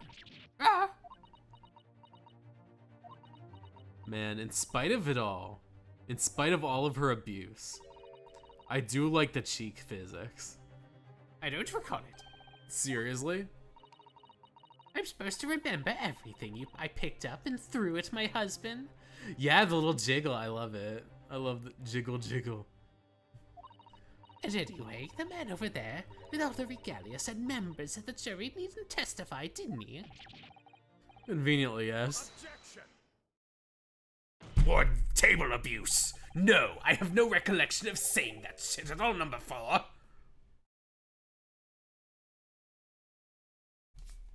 Oh, come on.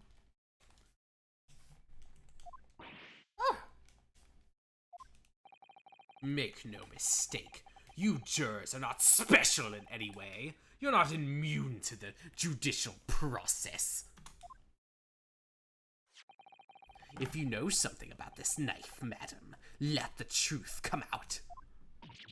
Man, he was really curious. But that's just a common or garden knife. It could have come from anywhere.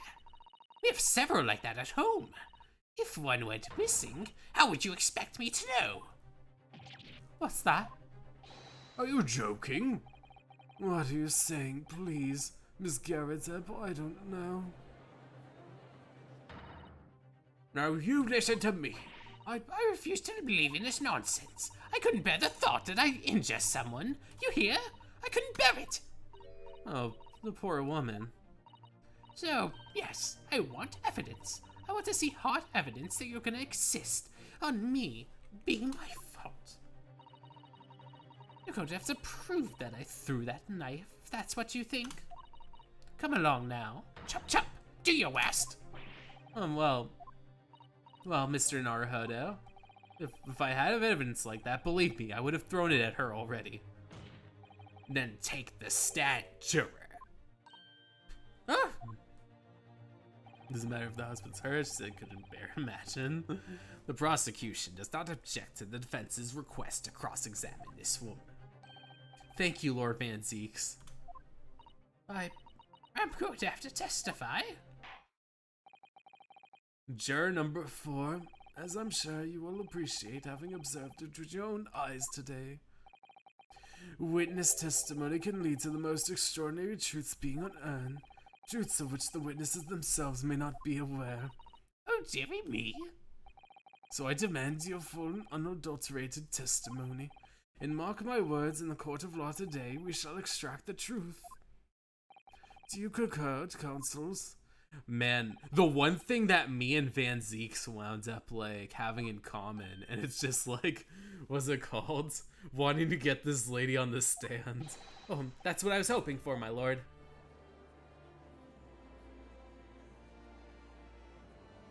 You're like, oh, isn't that sweet? Me and Ryunosuke and Van Zeeks. I had such a strange feeling. For the first time since arriving in this country, it actually feels real. Oh man, Kazuma's dream. I'm here, in the Old Bailey, and I'm a lawyer.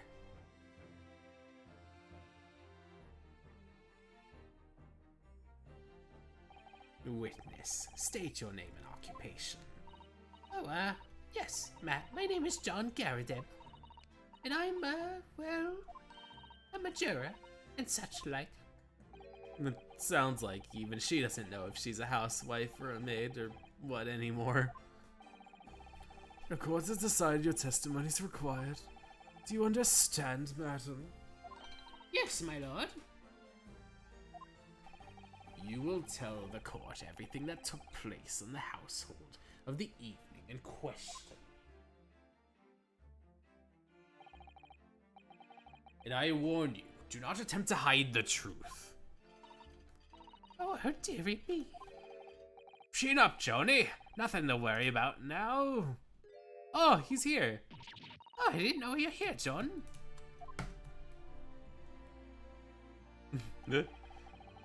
Oh, oh,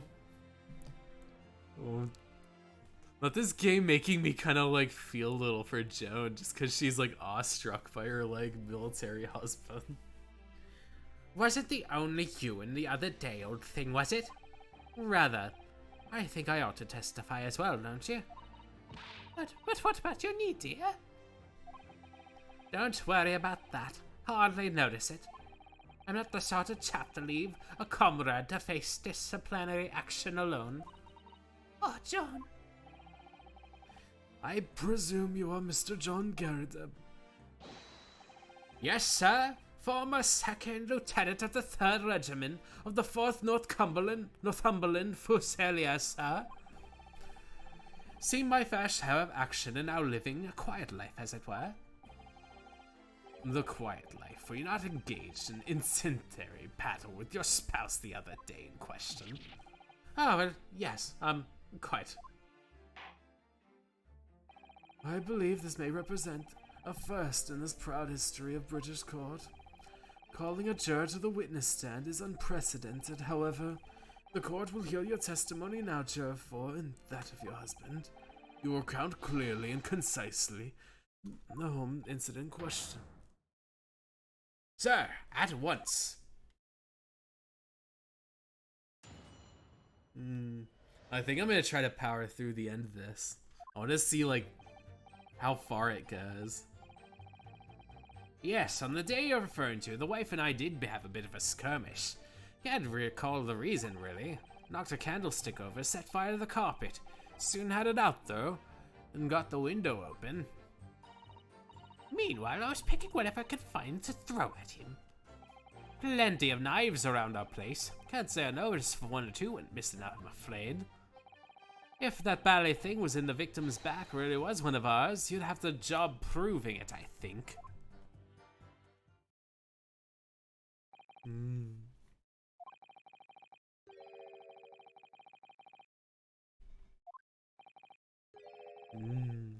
Good luck. I'll head to B. I must remark myself to watch the VOD. Alright, see ya. Maybe I might end up, like, what's it called? Maybe ends it within, like, the next, like, maybe 15 minutes, possibly? Just so that, like, the resolution can, like, start at the very end. But I'm just gonna get through this cross-examination. The enemy caught us off guard, us on the hop, sir. Had no choice but to dig in to take defensive measures. To be honest, if the enemy had kept shelling for us another minute, we'd have been toast. Of course, a veteran such as myself is only too aware of every battlefield. You must not whiskers from death at the moment. Are we still talking about the marital quarrel here? Well, I must say I'm dubious to that testimony will shed any light on the origin of this jackknife. In combat, one's focus narrows on the surroundings that barely notice. These witnesses might not be able to offer anything more than they have testified already. This may be a dead end. Van Zeeks might well be right. Well, whatever the chances, we only have the last cross-examination to uncover the truth, Mr. Naruhodo. Yes, I'm afraid so. Very well, counsel. Begin your cross-examination.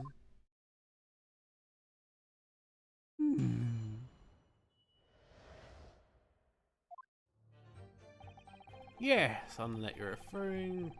A bit of a skirmish. Knocked a candlestick over, set light. Meanwhile, I was picking up whatever I could find to throw at him. Can you recall what you did throw at him? Even though the room was on fire? As far as I'm concerned at the time, it was more important to extinguish my anger than the flames. When a woman wants to throw, she must throw. And that's most certainly not true of the Susato takedown, Mr. Naruhodo. How did she know I was thinking that? So, please cast your mind back and try to remember. Was the knife among the items that you threw at your husband that day? In all honesty, I don't recall. But I feel I must point out that I'm no monster. Let me see. Some bread, a cabbage, garlic, a towel, a sponge, and a napkin.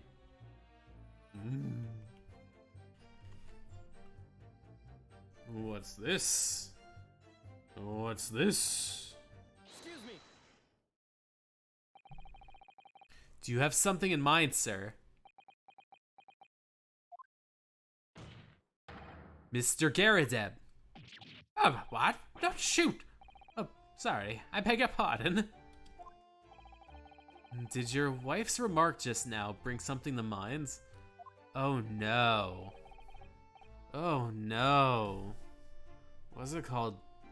PTSD is why he takes such a I guess why he gets so, like, I guess upset by, like, or why he had to take cover for, like, all of, like, his wife's throwing. It's really rough. Oh man. Nothing of significance. Just the barrage of projectiles that old thing launched in my direction. Yeah. And then I imagine that's why Joan gets a lot of hate this time, because she's really not sensitive to what her husband went through, if he went through a lot during the war.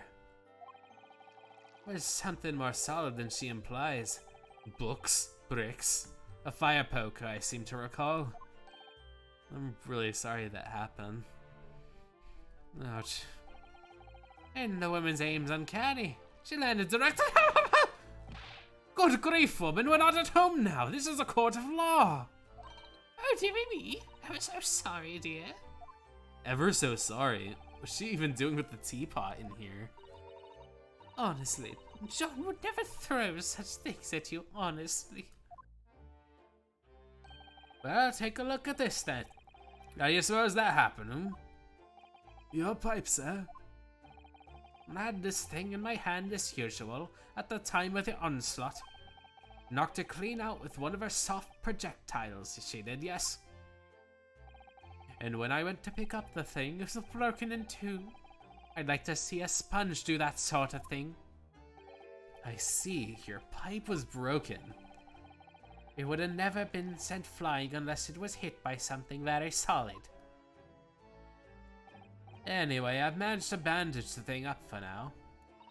Huh, you are one to exaggerate, aren't you, dear? I wonder what she would make of this account. This is very important.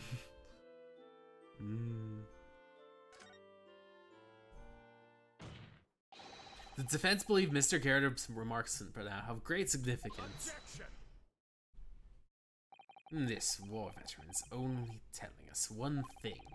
Betray a fiery wife, and the pipes, as well as the hearts, may be broken.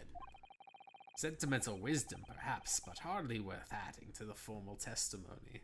I feel like Van Zieks is being really cheeky here. He's like, this only proves that, what's it called, somebody's wife can be really scorned. He's quite gaslighting her husband, yeah. The whole, oh, was it that bad? And it's like, no, you're throwing heavy objects. And you have like a rage that can only be quelled through violence. Indeed, common sense. Might one... In that case, would you at least permit us to examine the pipe, sir? Well, I don't see why not. Oh, dearie me. There you go again, trying to ingratiate yourself with the young lady. Ingratiate. Very well, the court will accept the pipe. Sorry, I just said that out loud and I'm like, oh no. You have laid the pipe, Mr. Garrett, and we will receive it. I hope I didn't speak out of turn, Mr. Naruhodo. I was just feeling rather disappointed for you that your request was turned down. Oh no, it's fine. Thanks to Susato-san, we have some new evidence to work with. We should examine it very carefully. Well, thank you for that rebuttal, Mr. Garrett. Now we'll return to the crux of the matter. What can you tell us of the court about the knife used to attack the victim? Let's see. Time to examine the pipe. Let's see. Examine the pipe. Wait, no. Present? Yeah, there we go. Let's see. Shit. Maybe F. No. Oh fuck! I clicked the wrong button. Oh fuck. Sorry. I just switched to a keyboard because my controller started to get like wacky. And like now I'm like trying to figure out, okay, so present, it's not R. Do not do R. Let's see. What is Let's see. Z is back. R is examine. Let's see. There we go. That's how this keyboard works. Examine. There we go. Ooh, this is spicy. Oh, something just twinkled inside the chamber of the knife. I saw it. Oh, something stuck in there. Let's turn it over, give it a shake. Oh, what's this? A tiny fragment of metal. Looks like the tip of a blade. Tip of a blade. Mr. Garrett have smoke out of that thing? Very, very good question. Must be like very meager little tiny like puffs. It's like only a little bit of tobacco smoke could come from this thing. Let's see. I guess Z back. Oof. I guess probably. I just found the button. It was B, A, and then there we go. Oh, wait, no. Let's see. I guess it would be the fragment of the pipe.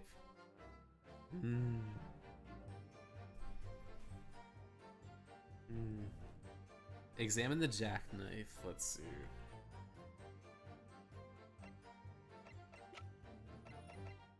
And then for this, it would be the space again. The start of GoFundMe for Mr. Karatev. Let's see. I guess I had to open this bad boy up. Well, I guess probably click. There we go, click. Ooh, this guy. Little tip. Start GoFundMe for Mr. Karatev. Do like the pipe. Just the tip. Looky here, Mr. Naruhodo, just the tip. Oh, I've heard that from Cosmo before.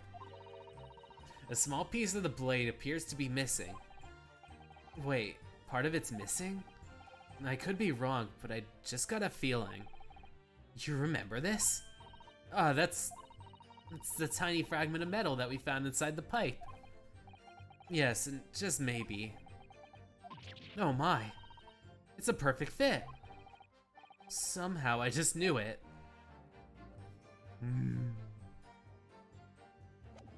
Z.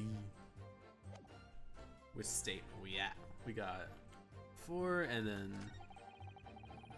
the Bally thing was really one of ours. You'd have a good job proving it. Well, I have something to prove, Daddy-o. And it would be this, wait. I guess it would be the jackknife. Because that has the tip missing. Objection. Wait! No! No, it was the tip!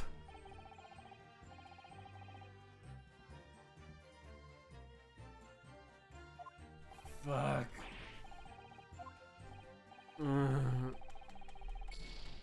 Ah, shit. Fuck. Wait.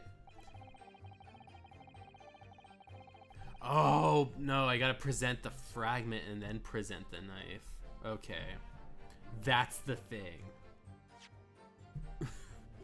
I can be so dense sometimes. Alright. Objection. Alright, the music paused. I'm safe. I'm safe. Mr. Garrett, could I ask you to take a look at this, please? You can ask, but I can't see about anything. You can't. They used to call me Dead-Eye Deb back in the regiment, of course. That was some time ago. Oh, the little creature. I love that little guy.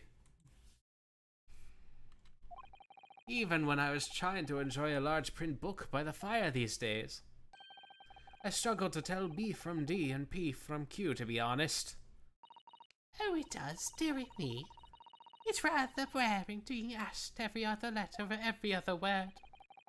You must D very dussy on this bussy. What is that? A tiny scrap of metal. Yes, almost certain from the tip of the blade. And what may appear to be first just a tiny scrap is in fact a crucial piece of evidence. Interesting. And where did the fence come by this evidence? It was lodged in the chamber of the pipe. My pipe, you say? By Jove, I wonder how it got there. And what precisely does this fragment signify, Counsel?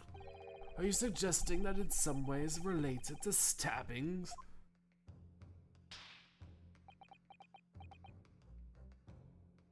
I am. What? When put together with another piece of evidence already in the court record, I believe this tiny fragment of metal will unravel the whole truth of the case, my lord.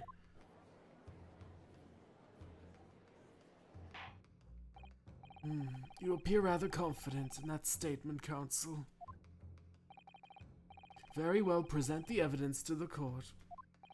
What evidence, when paired with this fragment, reveals the truth of the case? Alright, it would be the jackknife. I better not have to examine the jackknife again for this to happen. Let's see. Take that! Okay, the music muted. Perfect.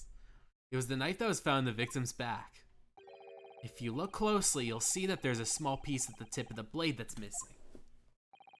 A common issue with the inferior blades sold at unsavory street markets. Criminals who use them regularly leave the tips lodged in their victims' bones. And what of this particular knife? No doubt its tip has suffered a similar fate, now languishing somewhere near the spine of the victim. Objection!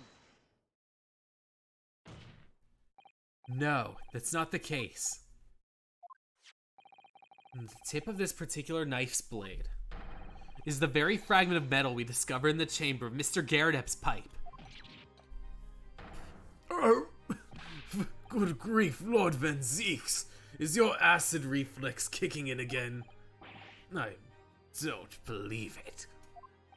The knife from the crime scene and this fragment of metal are a perfect match. Good golly gosh. Order. Is this some kind of Eastern sorcery? That's so offensive. No, it's called using your eyes. This is no magic, my lord. He used his eyes. Just notice Mr. Garredep's undies are showing. This is a miracle. I need to see what Mr. Garredep looks like with the undies out. A miracle. So Van Zeek's figured it out, hasn't he? Counsel, explain this extraordinary coincidence at once. Yes, my lord. The crucial point that we have to ask ourselves here is, when did the fragment find its way inside of Mr. Garredep's pipe? Something that was clarified for us in the most recent witness testimony. Had this thing in my hand, knocked it clean out with one of our soft projectiles. It seems never been flying unless it was hit by something pretty solid. Oh, dearie me. During the argument between these two that occurred just as the victim on the pavement below, Mrs. Garredep flung this knife at her husband. However, the knife missed Mr. Garredep, instead striking the hand of the victim, the pipe, which caused the tip to break off, of course. Good lord. Yes. And when the tiny tip of the blade found its way inside Mr. Garredep's pipe, the chances of that are 1,000,000 to 1. and yet there's no other credible explanation for how the tip of the blade ended up in your pipe. And then, after losing its tip, the knife ricocheted and flew out the open window.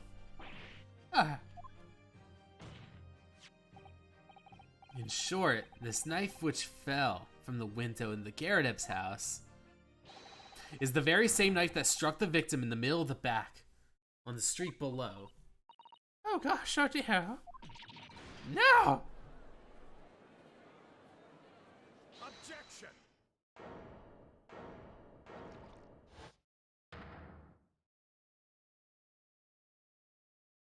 Oh no, he's gonna try to keep it cool even though he was really upset. A full-bodied theory, I'll give you that. A complex bouquet of seemingly trivial points, plausibly arranged to create an almost passable vintage. Allow me to toast my learned friend's characteristically Nipponi's approach to bottling this argument. Sorry, but after all, it's just a theory. a game theory. The bottle, I fear, is corked. Because you see, I spread my legs in defiance once again. It's spoiled by insurmountable inconsistency. The character loves to show up in the case. I don't know if you see after. Do you see the silly fellow quoting Shakespeare? I saw him in the dormitory, but he didn't show up in the courtroom just yet. An insurmountable what? Lord Van Seeks, what? Stop stalling. What is this inconsistency? An inconsistency of the simplest nature, my lord. The victim was found with a knife planted in the middle of her back. Yes, in her... Ah. Oh, shit. That's right, you silly little man. Now, Joan, old thing, what are you getting so excited about? Let's consider the facts. Once more, the victim was walking along the pavement before being stabbed in the back and falling to the ground. With the knife that struck her had fallen from above. There's no possible way it could be planted itself in the victim's back. Ah!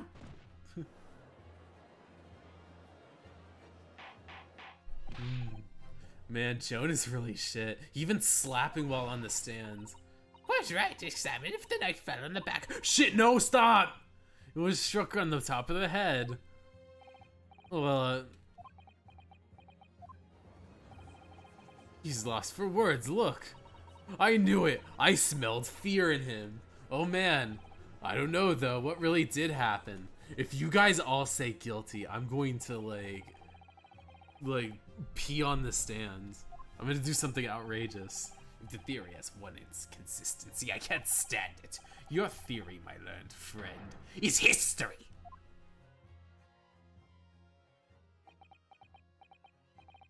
We were so close. I could see the truth. I was so sure we were on the right track. But now the way has been blocked completely by just one simple inconsistency. Or in other words, we simply need to eliminate that one inconsistency. My theory will stand. Murder is within her. We've seen how she acts in court, even abusing her husband on the stand. You mustn't worry, you were just caught off guard, that's all, and your mind went blank. But if the path you were on is correct, then a way will present itself. The key is in the court record, I'm sure. All the information you have is there. It seems you have nothing to say, my Nipponese friend. Well, your silence speaks volumes. A tacit acceptance that your theory is fatally flawed. Objection.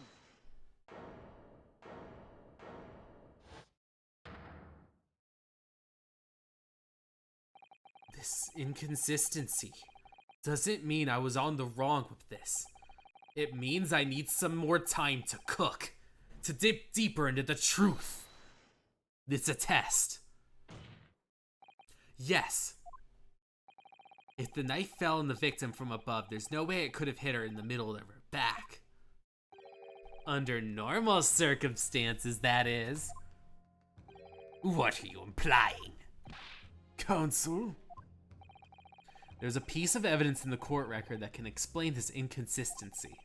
That can explain how the knife fell from above and pierced the victim's back. We already have the answer. Goodness!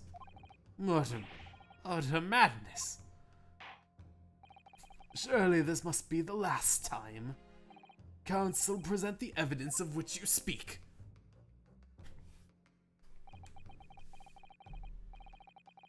The last piece of the puzzle. If I can make sense of this, the truth will be laid bare. The evidence that explains it, I'm gonna get the wrong answer, so I only have one left to go. And it's gonna be really scary. No, I'm not gonna do that. Let's see, I guess I'm gonna examine this first. Look around a bit, click around. There we go. Can't find anything out of place. Let's open this bad boy up. Let's just click around for a moment. Just a little moment. I keep looking at this book, and every time I can't believe how badly burnt it is. The terrible waste, the more damage, the more I'm sure it must have been very recently.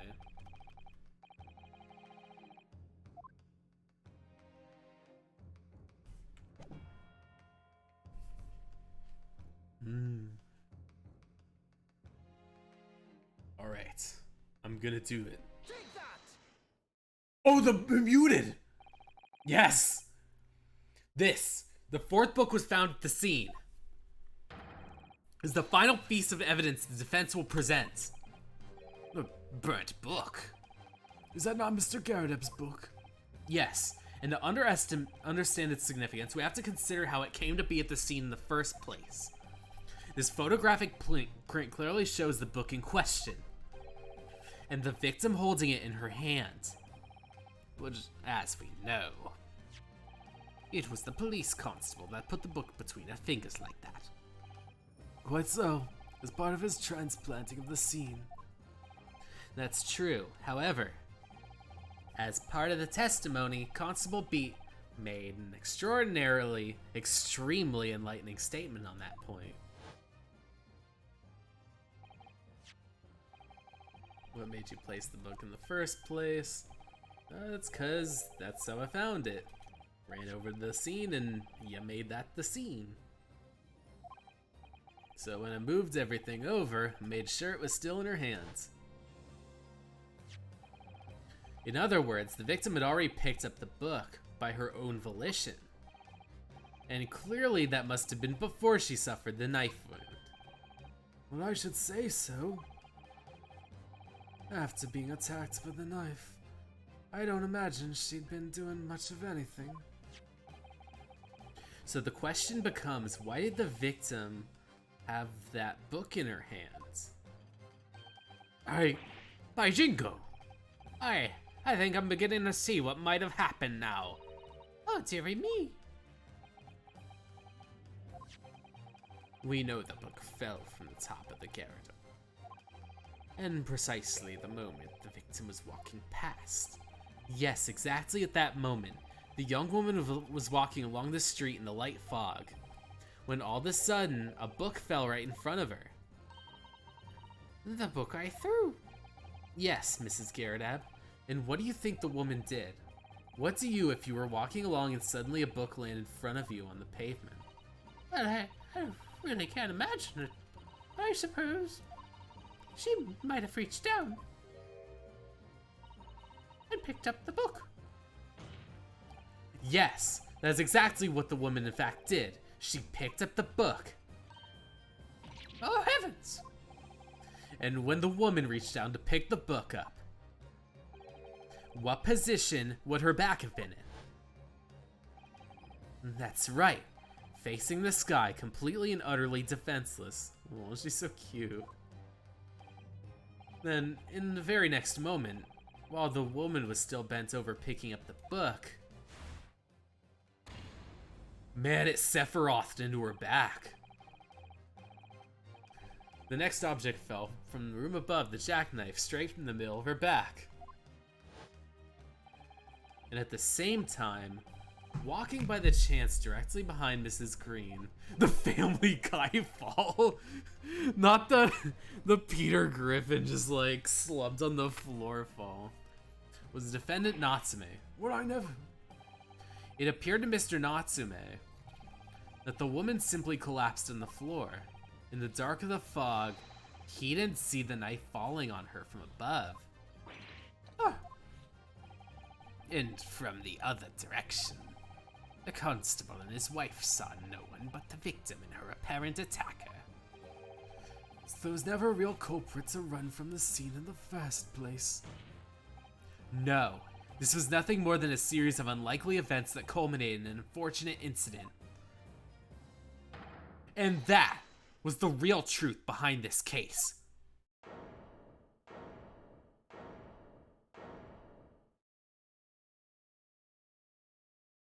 Well, Mr. and Mrs. Garredeb.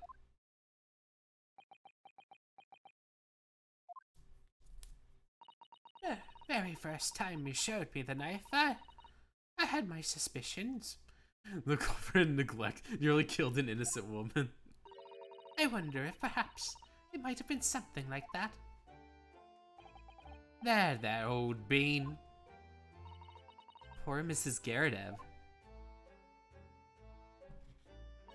Of course, I never meant for anything of that sort to happen, but it was all my fault, wasn't it?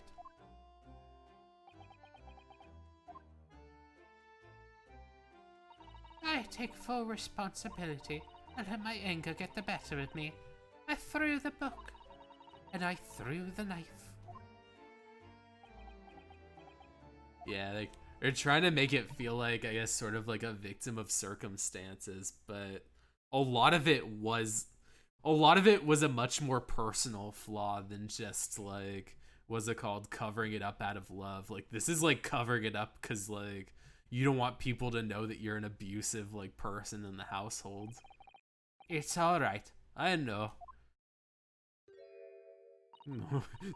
I can't fall for those eyes. She beats her husband. I'm ever so sorry. Truly. Please. I'm sorry. Oh. And then he picks her up, just like she did before. He struggles to keep her up. Oh. Oh, his underpants. Yeah, this. Oh, I'm sorry, dude. No, not John Garrett being pinned down. Ah, this accordion music is very nice. The Garrett Dussy. Garrett Debussy. Lord Van Zeeks, what news of Mrs. Garrideb? She's been taken to the infirmary. It appears today's evidence have left her in a especially flustered state. However, I believe she will recover in due course. There's no cause for concern. Yes, unbeknownst to themselves, they caused what could have easily been a terrible tragedy. They shall have to prepare themselves for the consequences of their actions. There is some good news, however, my lord. I have just had word from the hospital where the victim was treated. Her condition's improving steadily, and the doctor believes she will regain consciousness soon. It's strange. We've been talking about the victim all this time, but I've never once met her. How wonderful. The woman is out of danger, it seems. Yes, that's good news. Well, this is my killer Blorbos. So, Soseki Natsume. Oh, he's here. Yes. On behalf of my fellow countrymen, I would like to take this opportunity to beg your pardon, sir. You came from your distant eastern homeland to study our great British culture, and have been repaid with immeasurable unkindness. Please accept our heartful apologies.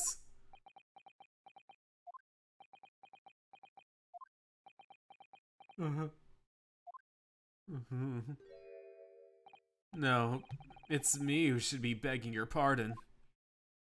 Oh no, Mr. Natsume.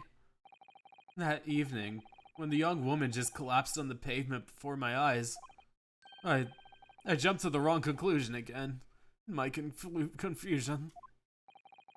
What conclusion, sir? I was sure that the woman was dead. Yes, Constable Beat said the same thing, didn't he? He thought she had been killed too. I suppose she must have looked completely lifeless. It's been about a year since I'd arrived in Great Britain now, but I still can't get used to life here. I can't relax.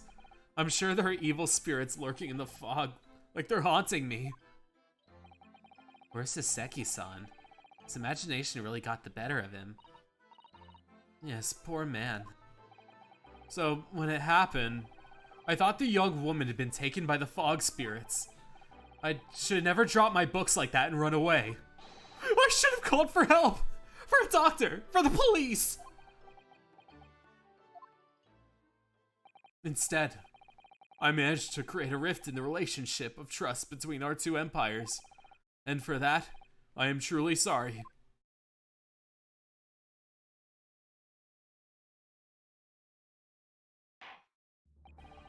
One could indeed say that sort of mischief has been at work. One had created a chain of unfortunate mishaps. We have been befooled by the spirit and led to false conclusions, but thanks to Lord Van Zieksen, our lawyer here from the east, a chain has been broken and the spirit exorcised. I heartily commend you both. Oh, Now then, ladies and gentlemen of the jury. Yes, my lord. screw Van Zieks. He didn't do shit. He was trying to get me guilty this whole time. He was trying to put Natsume in the fryer.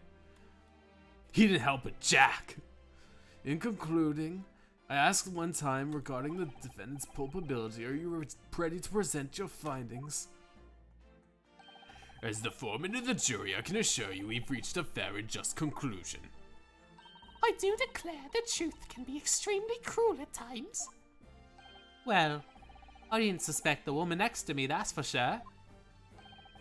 Sitting in for the old bean while she's out of commission, you know. But I know what her decision will be.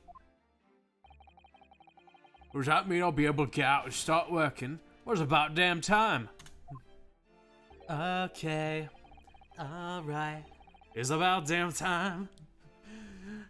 Or say, I'll have a cook of a story to tell my grandchildren when I come home. Very well, ladies and gents. I hereby demand your final decisions. Bean is far too cute for that spot. Mr. Foreman. Not guilty. Not guilty. Not guilty. Not guilty. Not guilty. Alright. Oh man, I'm gonna have to... I'm sorry about Peel like heading out. I'm gonna have to let him know. Or at least we'll probably watch the VOD later, so... Very well, Mr. Saseki Natsume. I hereby pronounce you... not guilty. Yay! Woo, confetti! Alright. I'm probably gonna stop it here and then like just kind of let like the final little bit of it like kind of play out.